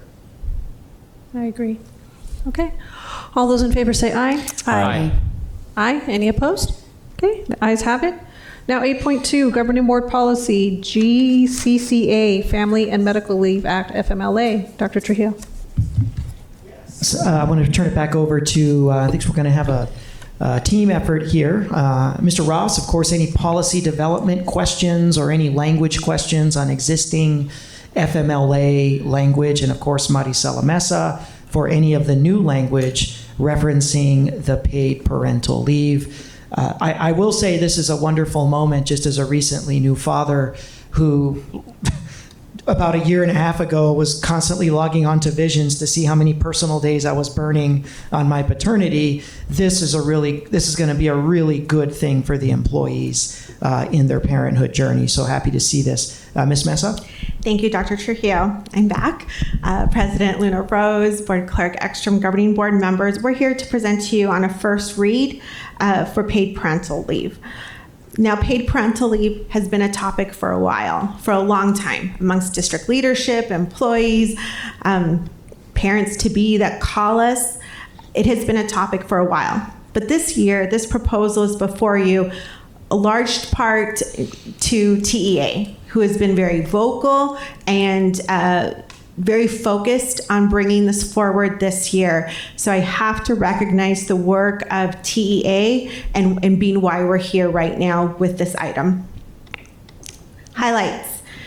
What this does is it provides 12 weeks of paid parental leave to our employees in the event of birth, surrogacy, adoption, but also in situations of miscarriage, stillbirth, during some of those times as well. It is meant to be something for our employees to be able to take the burden that comes with trying to manage how much sick leave you have, and you can just focus on what you have before you with your children and the responsibility that comes with that without that worry. We've met with so many people in the past who have this life change coming, and they're working up until as long as they can because they don't want to use their leave before the child comes. With this plan, they can start to use paid leave 2 weeks before the child is born. It is going to be such a benefit to employees in need. We ask, there are provisions in here. You have to have been with the district for over a year, and there is a payback provision in case somebody were not to return, which is standard language. And we have brought this forward to review to TA, who was very vocal about this. And I can't speak for them, but my belief is that they are hopeful the board considers this and has this policy moving along as quickly through the process as possible. Okay, thank you, Ms. Mesa. Board members, questions? Michelle. Thank you. It just occurred to me, what if there's a employee who has already given birth, say their child is under a year, and they've already used a bunch of their PTO to account for taking time off. Is there anything in this policy that allows for staff who qualify and might have a very young child to retroactively take 12 weeks of paid parental leave? There's not a retroactive provision in this item. Is there have you heard of that happening in other companies or districts who haven't done this before and do it? As far as districts, we're one of the first, so I don't know if there's a lot of precedence in districts in Arizona to look from. I can be honest with you that I don't know how other agencies do it. I can say the leave process is incredibly complicated, and I'm not sure about the retroactive component to it. I believe the anticipation was being able to move forward with this once it was approved. Okay, and then so on this item, there's no fiscal impact listed. I think did we do sort of a study on that? We asked Mr. Hernandez to look at sort of an estimate, and what he used was if everyone who is using leave right now were to have this benefit, and that was around $400-some thousand. Now, it is possible more people take leave now because this is available. So our estimate is going to be around the 500,000 range, maybe a little bit more. But it's difficult to know because we don't have a number of how many people will be utilizing this. And we don't have a number of how many people took time off for childbirth or what we did was a snapshot of that moment and looking at that year. And if we had done this program with the individuals who utilized leave at that time, it would have been about $400,000, a little bit more. So, so estimating the same, or if not a little bit more, because of this benefit. Okay, well, I know this is a first read, but gosh, I don't know. Is there any interest of the board to pursue a sort of retroactive paid family leave? I would want to wait to see what comes back after the putting it out for the time allotted, and then perhaps revisiting that to see if that's an issue. Okay, great. Yeah, so if our employee groups can maybe weigh in on that idea, that would be great. Thank you. Thank you. Board members, any questions? Dr. Shaw. Sure. Thank you, President Luna Rose. And it's late and I'm tired, and I'm going to just say this kind of on topic but off topic. I'm really glad we're doing this. I'm thankful to the unions for putting this together, this proposal, and for all the people that came to the call to the audience a few months ago talking about their situations. I know I had the benefit of taking time off when my children were born, and that was such an amazing experience, being able to be there for my kids. And I think what I want to say is that, this is family value. This is how we value families. Hate is not a family value. And so much of what people are espousing as family values is really just hate. And this is how we really value families and families to come. So I'm really excited about this proposal and excited for this to come back to us in the second read. I'm going to move the item with one edit to the item. On the second page, when it says when both parents are employees of the district to meet eligibility guidelines, employees are limited to a combined total of 12 consecutive work weeks. I'm going to remove that piece. We know from studies that we've seen, especially in places like Europe and other places where it has to be divided or has to be taken by a parent, there's always going to be the mom who takes that in almost every situation, and that really devalues parents, fathers, and their role in childcare as well. And as a father who's very engaged with my children and very engaged with childcare, I think they should be as involved as mothers are in the care of their children, and should be taking time off to be with their kids when they're born. And so I would move the item with taking out that provision of making it that if there's two employees, that they can only use a total of 12 weeks, but that each parent can use their 12 weeks. Second. Okay. So moved by Dr. Shaw, second by Ms. Shaw, with adding that the 12 consecutive work weeks would be for each employee and not just a combined family. Can I, all those in favor say aye? Aye. Aye. Aye. Any opposed? Okay, the ayes have it. Thank you, Ms. Mesa. Thank you. All right. Yes, clap. And this will go out for 30 days, correct, Mr. Ross?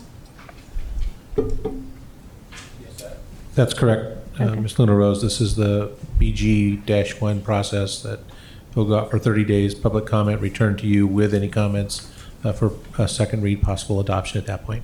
Okay, so for those of you who have still stuck around with us at 9:31 in the evening, please go to our website, the district website, and give your opinion on what you would like to see when we approve this in about a month. Okay, so now we are back to consent agenda. Item 6.1, approval of consent agenda, items 6.2 through 6.8. Dr. Trujillo. Yes, President Luna Rose, the administration would like to recommend the consideration of approval of consent agenda as arranged, 6.2 to 6.8. Okay, thank you. Madam President? Yes, Oh, Ms. Shaw. I will say 6.3. You already moved to the front of the meeting. I'm sorry, so minus 6.3. Correct. Okay, thank you. Ms. Shaw. May I pull item 6.7? Okay. I'll move the rest of consent. I'll second. Okay. So with 6.7 moved and 6.3 already voted on, moved by Ms. Ekstrom, seconded by Dr. Shaw. All those in favor say aye. Aye. Aye. Any opposed? Okay, the ayes have it. Okay, 6.7, authorization to engage in an independent quality assurance review for internal audit function. Dr. Trujillo. President Luna Rose, members of the governing board. The Tucson Unified School District, we are one of the few districts in the state that has an internal audit function. In fact, every school district should have one. We have one. So we are unique in that sense. When the position was created, it was created in the spirit of providing maximum transparency to the internal controls, particularly financial internal controls, and the quality and the efficiency of the district's external audits. The vision was that we would have an internal auditor that would be facilitating that work and working hand in hand with the audit committee. As part of a traditional school district, all aspects of the school district is committed to continuous improvement, continuous professional development, and external review. The district itself, we're subjected to the Auditor General's report. We're mandated statutorily to have the external audit, that's by statute. Our schools are subjected to assessments and a school letter grade system passed by the state legislature and the State Board of Ed. And so in that same spirit, and in the highest order of transparency, only an external quality assurance review performed by an expert in the field of organizational internal auditing could provide such a quality assurance audit so that we can identify areas of continuous growth, continuous improvement, strengths, and set new goals for effectiveness and transparency. In fact, the same commitment to continuous improvement in quality assurance is actually memorialized in action you took back in 2018 with the Internal Audit Charter. Gene, if we can pull up the Internal Audit Charter. The Internal Audit Charter itself, which is the active policy that we have right now, if you scroll down to the bottom where it talks about internal auditor down, quality assurance. The internal auditor here in the section of quality assurance is required to develop a program that will include an evaluation of the internal audit activities' conformance with the definition of internal auditing standards, evaluation of whether the internal auditor applies the code of ethics, and annually, the audit committee will review a set of the auditor's work papers, note any negative findings, and discuss areas for improvement with the internal auditing. Additionally, once every 3 years, the internal auditor should have a peer review from an Arizona government internal audit activity to adhere to GAGS. The results of this peer review should be briefed to the governing board. So in the 7 years that the position has existed, there's never been an exhaustive, extensive, outside external peer review of this nature.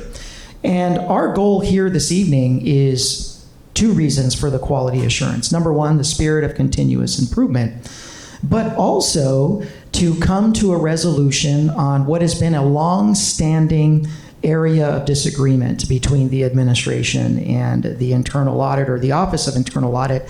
That has been the continuing lack of a regulation to your governing board policy DIFA. So Gene, can we put governing board policy DIFA with regard to internal audit? Yes. So the governing board policy regarding the definition of internal audit is there for your perusal, professionalism, and code of ethics, which of course are widely cited in the work product that we see in all of our in our audit reports, as they should be. But if you scroll all the way down to regulatory authority, it is the superintendent that is charged with developing the processes and procedures, right? The superintendent shall establish regulations governing Office of Internal Audit deadlines, processes, and procedures. In our attempts as an administration to be as collaborative as possible, I, as of this date, have not imposed. I have not sat in my office and just drawn up a list of processes and procedures for all aspects of audit engagement, meaning timelines, deadlines, processes for entry meetings, exit meetings, the role of management, processes for the submission of new information, processes for revisions, processes for dispute resolution. All of those are missing because in the spirit of collaboration, we've been working diligently with the Office of Internal Audit to try to come to an agreement on what would be the most efficient and effective and widely transparent internal audit engagement processes and procedures possible. We have yet to have those developed. So in the absence of these processes and procedures, we have a set of processes and procedures that are being unilaterally applied by the Office of the Internal Auditor that have never gone through this process, that have never been approved. And in the spirit of collaboration, we are working with those processes and procedures, but would like to see processes and procedures memorialized through this process. It is important to note that an internal audit is a referendum on the effectiveness and the quality of not only the internal controls, the functionality of the department being audited, but it's a referendum on the effectiveness of the governance of the district and how well the administration is carrying out governing board policy. So without having a clear set of policies and procedures, it really does diminish the ability to get to that gold standard of an audit process that really does need to be well communicated, transparent, and user-friendly for the two main users. Not one main user, two main users, the internal auditor and the administration. It is two main users that are responsible for this process. We are an end user as the administration. We deserve to have a process that is clearly communicated, that spells out every step of the way, all aspects of the internal audit engagement process. Now, the question is, well, the audit committee could develop such processes and procedures. That's not what your policy says, number one. And number two, given the comments from the audit committee member at the call to the audience, which expressed such a low opinion of the administration, given some of the comments that we've received from audit committee membership and leadership also expressing distrust, low opinions of the administration, we question the objectivity now of the audit committee being able to craft a internal audit process and procedure that would be equally user-friendly and equally transparent and effective for both the internal auditor and the administration. And that the major function of an outside quality assurance process would establish as a main priority for that consultant the opportunity to work with the administration and the Office of Internal Audit to finally come to an agreement on an effective set of internal audit engagement processes and procedures. Now, to talk about the role of the audit committee, because we've heard that there's some concerns about the administration being able to come forward in this fashion. So first, I want to kind of scroll up on this document, Jean. When we talk about that, it's the, if you can go under, can you scroll down, Jean? Let's go into, this is DIFA. Can you go back to the internal auditor charter?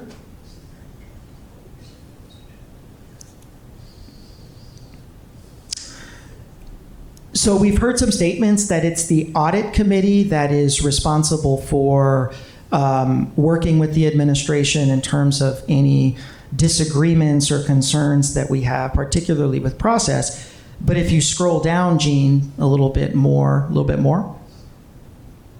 Internal auditor reporting structure.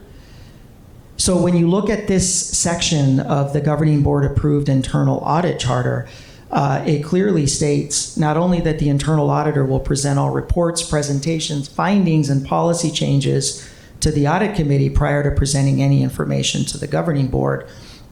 The internal auditor's work by the audit committee is purely for advice and feedback and is not to be considered supervisory of the internal auditor or in any other way impede the independence of the internal auditor. So though there's a statement that, hey, if you have any issues, you can come to us, we can work with you, they're really not able to provide that directive because this language does not establish them as a supervisory authority. In the same language here, It says the internal auditor will report functionally to the governing board and administratively to the superintendent.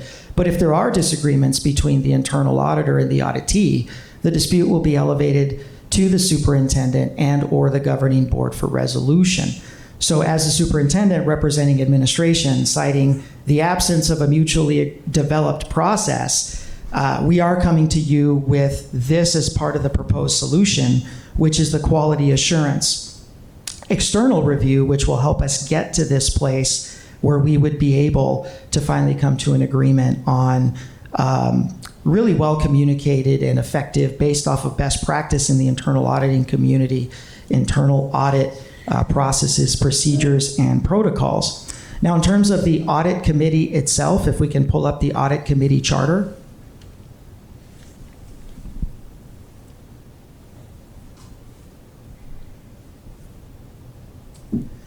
So when you scroll down and you look at the audit committee charter, they're charged not to be the primary evaluator of the internal audit. They're not charged with being the supervisor of the internal auditor. They're charged with providing assistance and oversight to the internal auditor in 3 areas. So if you can scroll down, Jean. Let's see, keep going. Right there, internal control. Provides assistance to the governing board with oversight and supervision of the internal auditor when the position is open, interviewing potential IA candidates and making a recommendation to the governing board in the hiring process, meeting quarterly with the internal auditor to review the work plan and reports, and providing feedback to the governing board regarding the effectiveness of the internal auditor. So really, that is the limit of the work that is performed. There's no language in there that says primary voice in the evaluation process. In fact, I'm not the evaluator, as we've heard in some of the statements. The 5 of you are the evaluators of the internal auditor. I am charged with day-to-day administrative oversight, which does not have a final decision-making component as far as evaluation. I'm charged with your regulation here with just basically compiling the artifacts and evidence and submitting it for your review. So neither the superintendent nor the audit committee holds any final supervisory or evaluation decision-making with regard to the internal auditor. Now, with tonight's action, of course, pending potential approval, absolutely, the audit committee will be engaged. We want the audit committee membership to be representative in the procurement process. They should be sitting in the room, making the selection of the qualified external independent auditing consultant that would perform this work. That work, of course, would be monitored by the audit committee. The final report would go to the audit committee before it comes to the governing board, with ultimate submission to the governing board. So with that, I'll open it up to any of your questions. Thank you, Dr. Trujillo. Okay, board members, Ms. Shaw. Thank you for the background information. So this item, one moment, sorry. This item came as a surprise to me and probably many others because our independent auditor, Ms. Martha Smith, is a consummate professional who does her due diligence, and I haven't seen a report in my time as a governing board member be so, I guess, taken apart and requests to be for information to be redacted. I think that these requests kind of overstep transparency and accountability. And so, Dr. Trujillo, you mentioned that, you're not the evaluator per se, but this policy, DIFA, lists you as the regulatory authority who is the person tasked to establish regulations for deadlines, processes, and procedures, which is something that I believe the intention of this item, as you stated, just now is to create those procedures. But when looking at this item, probably from the public, it seems as if we're questioning the validity of the independent auditor's work. And so I'm very much opposed to this item in spirit, and also because of the $50,000 fiscal impact, and also because it seems to overstep our audit committee and the chair, who, according to their charter, the audit committee oversees TUSD's engagement of any independent accountants for the purpose of preparing or issuing an independent audit report or performing other independent audit review or attest services. And so I'm really interested to hear from the chair of the audit committee, if possible. Okay, thank you. Mr. Romero? So, Mr. Ross, quick question, because we do have someone from the audit committee here. Are we allowed to have this individual talk on behalf of the audit committee with their concerns, or is that not allowed? That's the presiding officer's decision to make. Okay. I would just, I guess, want to ask Ms. Natalie Rose. We do have one of our members, John Blackshire, if we can give him a few minutes just to kind of express his concern from the audit committee. We can give him just, sir, you can have a few minutes. I won't take a few minutes. He has pointed out correctly 3 material weaknesses in the internal control framework. Sorry, I need you on the mic. Present at the school board. It is a blatant violation of best practices to have the CEO of an organization involved with anything to do with the independent auditor. The current policies you have in place have these material weaknesses in them. We've already proposed a change in the audit committee charter, which we'll be working through. The next step in our process that I've suggested is to rewrite the charter for the internal audit department. He reminds me of one of my former clients, Bernie Evers, at WorldCom. And you know, WorldCom was one of my clients that brought us the Sarbanes-Oxley Act.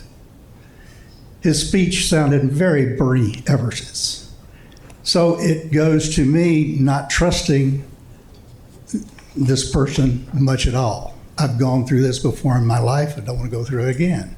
So we need to start changing some of the internal controls and getting to a point where we have best practices in place. Having the chief executive officer and setting the agenda for the internal auditor is completely not a best practice. Thank you. Thank you. Ms. Shaw? Thank you. And I wonder if we could also hear from our internal auditor, Ms. Martha Smith. Ms. Smith, you may address the board. Thank you. Hello again. And if I may, I'm going to just give you this, if you could pass it to yourselves. I know I've already done this before, but there's more paper. And I'll try to keep it short, Dr. Shaw. I know you.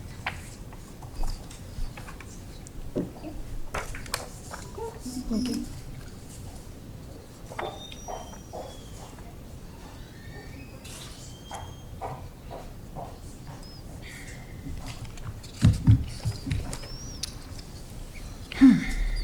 Well, good evening, and thank you very much for giving me the opportunity to express my thoughts on this item. While I am not in any way opposed to having a quality assurance, as a matter of fact, I welcome it. I think that it would be a great learning opportunity, and I have nothing to hide.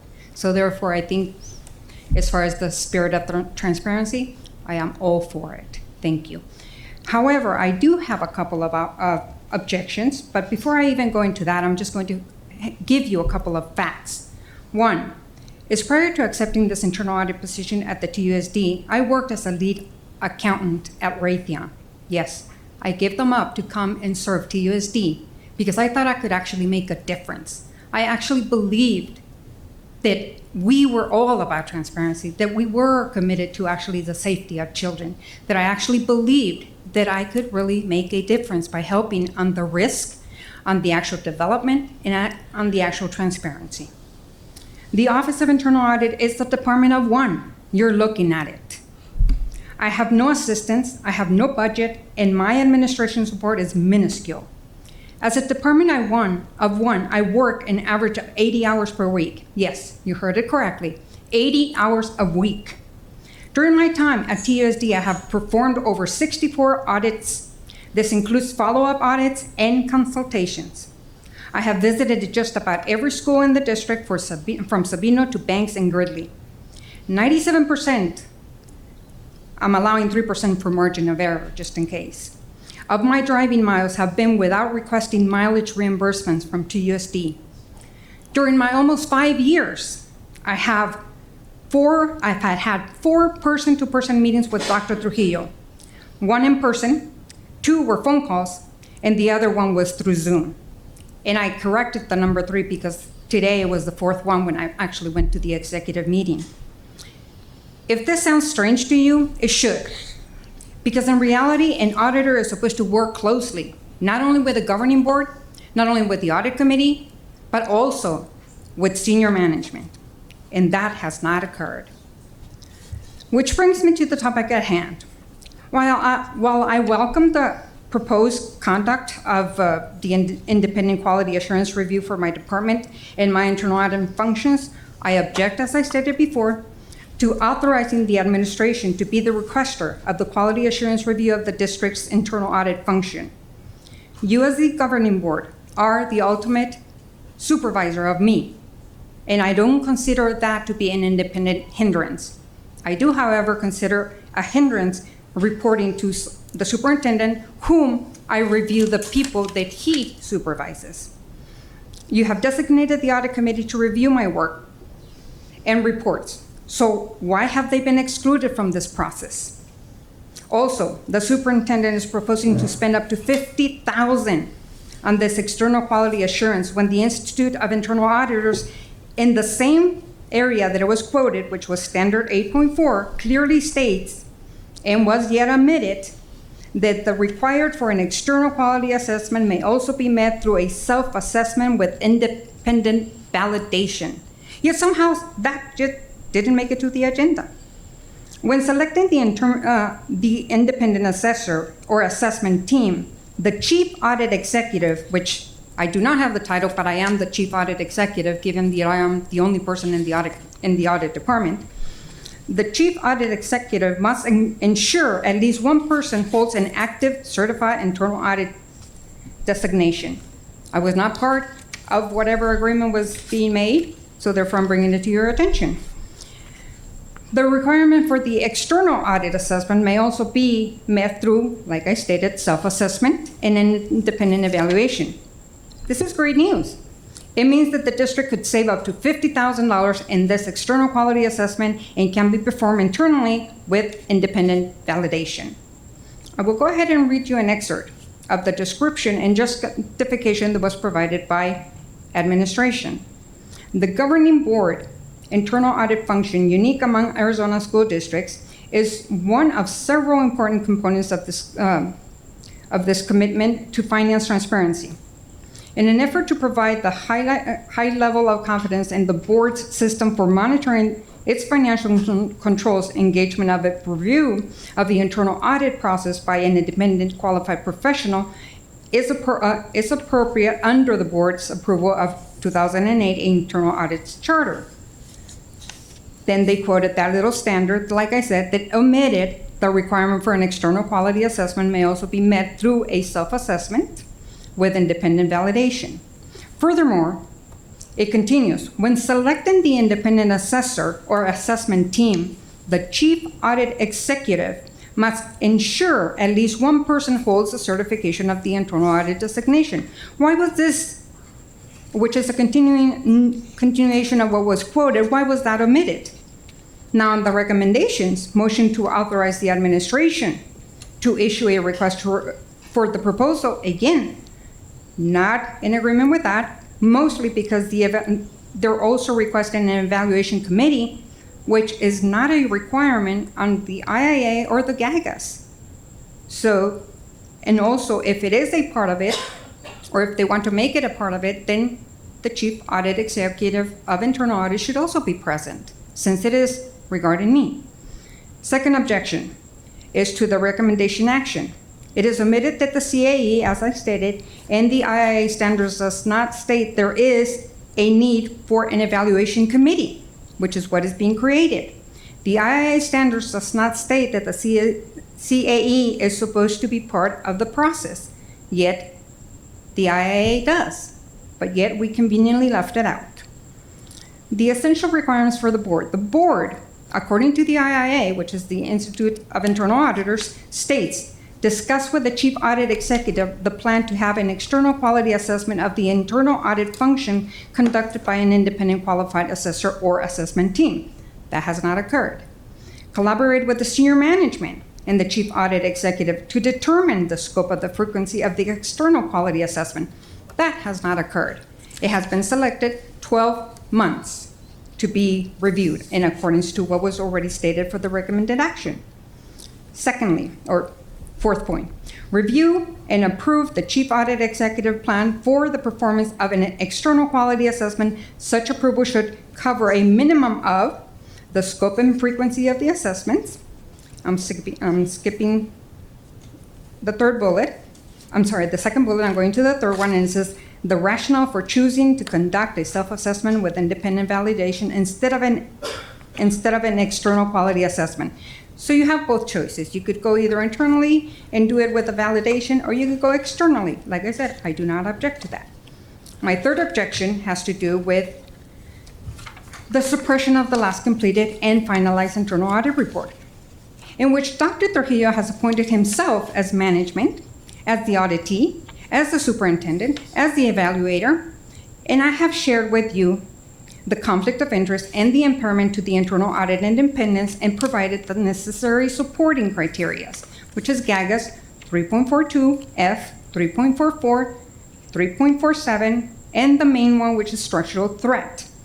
A threat to independence is not an acceptable level if either of the two following occur, which A, could affect the auditor's ability to conduct an engagement without being affected by the incidents that compromises professional judgment, or B, could expose the auditor or audit organization to circumstances that would cause a reasonable and informed third party to conclude that the integrity, objectivity, or professional skepticism of the audit organization or auditor has been compromised.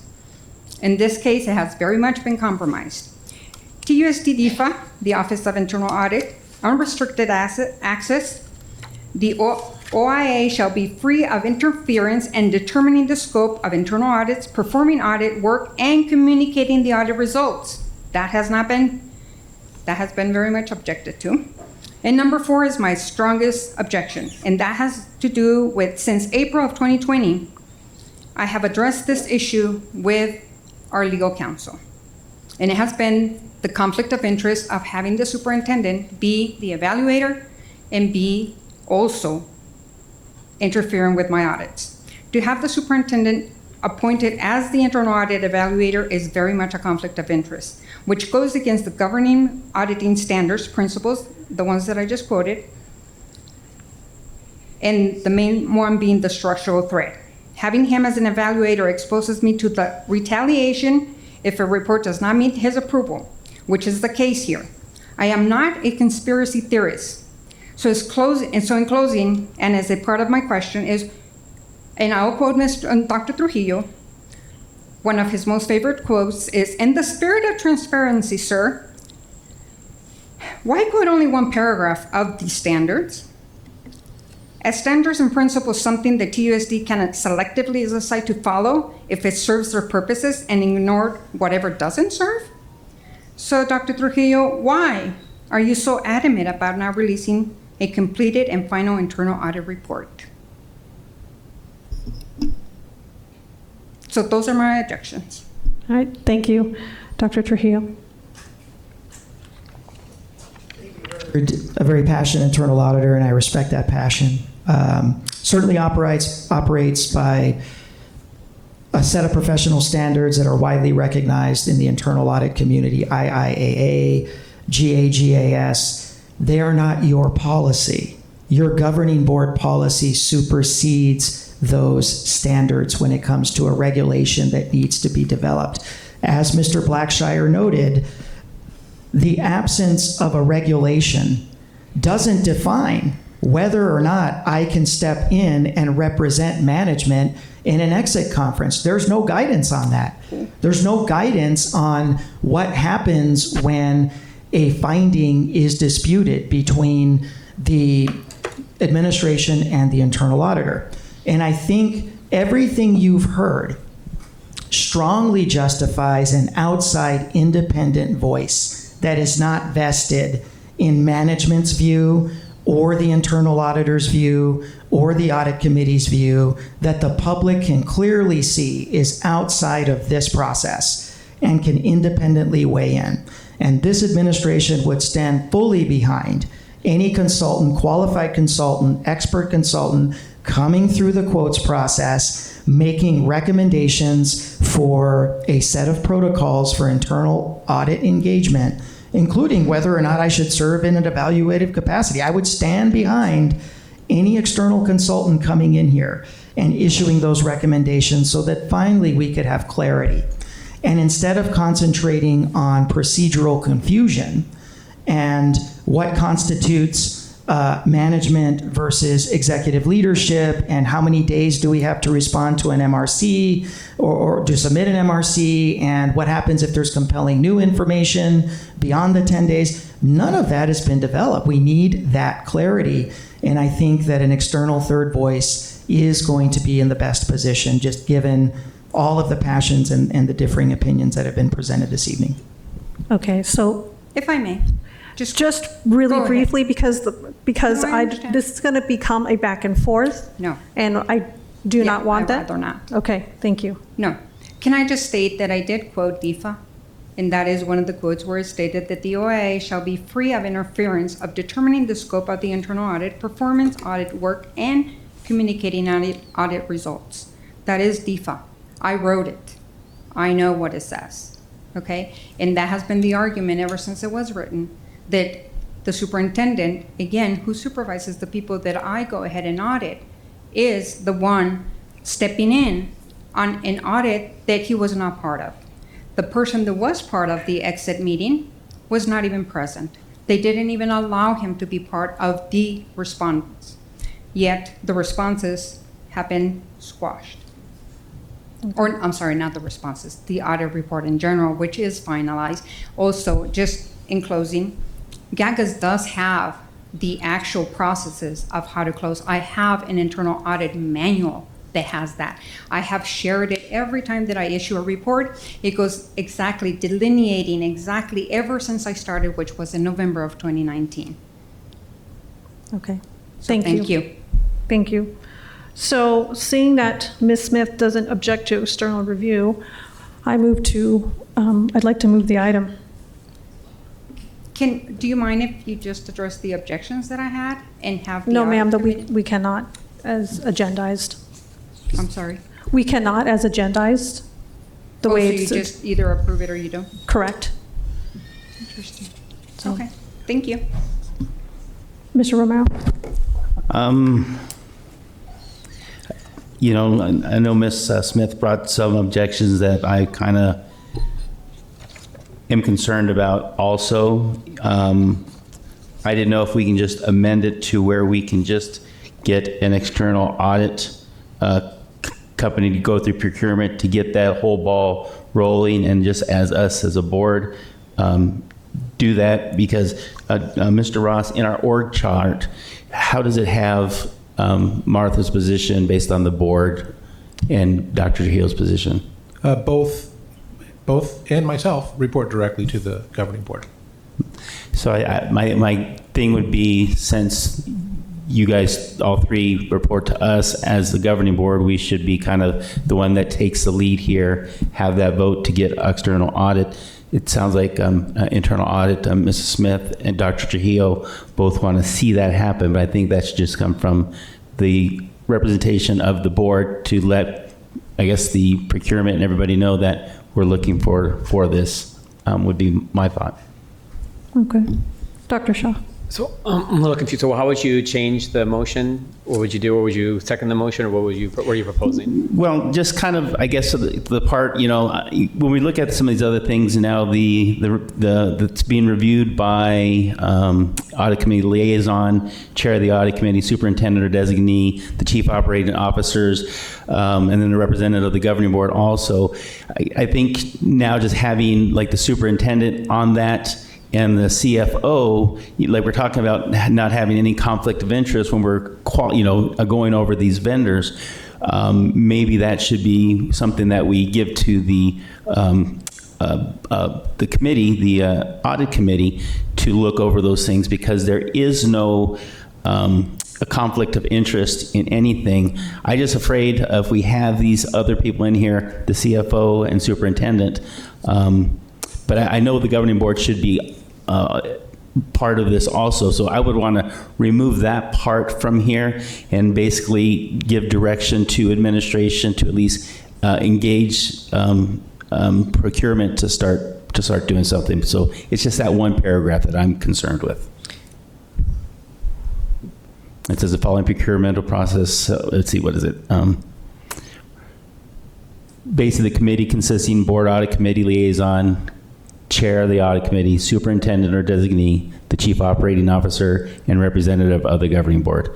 I would like to cancel that from here now and then come up with something better that removes our CFO and our superintendent. Ms. Shaw. Mr. Romero, are you quoting the actual attachments in the agenda item or policy? No, on the attachment, on the agenda item, the third paragraph on 6.7. On their description and justification I see. section. Well, personally, I mean, it seems as if, according to policy, it is the responsibility of the audit committee to, I guess, initiate the quality assurance of our independent auditor. And I'm happy that Ms. Smith is open to this sort of, I guess, investigation, but I personally do not want to pursue it because of the budget implication and the nature of it stemming from a disagreement in information in one of the most recent audit reports. And I wonder if Mr. Ross, you can speak on our policy DIF stating that the governing board shall publicly accept all audits and compliance questionnaires by roll call vote. It's not, I don't believe we've been doing that, at least for our internal audits. No, Ms. Shaw, that only relates to the external required statutory audit, not, because internal audit is not a statutory issue. This requirement only applies to their annual financial report that every school district has to do. So. Okay. Has been doing roll call votes on those. Yeah, I remember those, but I mean, it seems like it might be a good idea to also do that for our internal audits. Dr. Shaw. So, Mr. Romero, would you think it'd be more appropriate for the procurement to report to the governing board with recommendations, and the governing board be the ones evaluating and picking the recommendation, and we can do that in executive session as we're looking at different potential vendors for negotiations? I definitely would be for that. Okay. And Mr. Romero, sorry, Dr. Shaw, just a quick question. When you say taking out chief operating officer, you realize that would be Mr. Young, correct? Right, so he's taking out everyone. So what proposal is right now is that the procurement will go out for RFPs, and the proposals will come to the governing board directly, as opposed to using a committee to then make a recommendation to the governing board. So we can take out that part, including our superintendent, COO, and others, so that it would come directly to us. So that wouldn't be that there's a conflict, and making sure that it comes to us directly. Okay. And then we would be able to look at those proposals, have an executive session, looking at proposals, looking at different things out there, and then making a decision about what to recommend. Okay. Are you in agreement with that, Mr. Romero? Yes, I am. Okay. So you remove the item? Yes, I will go ahead and move the item as eloquently as Dr. Shaw. All right, I'll second that motion because yours never had a second. Yeah, mine did die for lack of a second. So, okay, moved by Mr. Romero to just have the procurement department come to us directly as the governing board for RFP, and seconded by Dr. Shaw.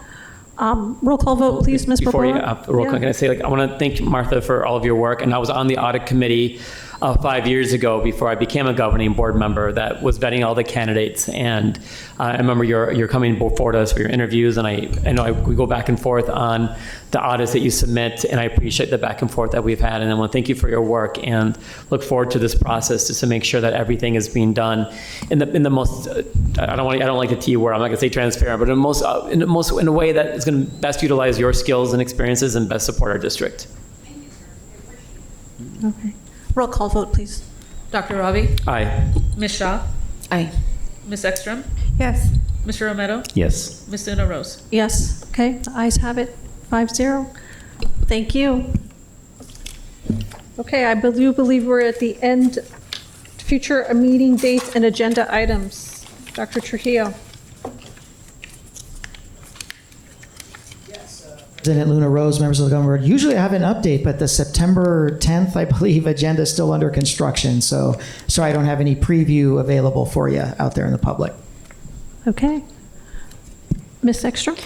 Yes, can we add to a future agenda item, taking a look at all of the HVACs in all of the schools and what needs to happen to get those fixed and updated? Yes, I agree with that. Thank you. And if we can get that as soon as possible, Dr. Trujillo, since we are still in kind of the hot season for at least a couple more weeks.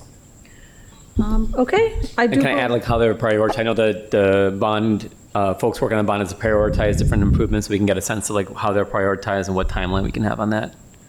Yes, we can add that too, please. Thank you. Anything else, board members? All right.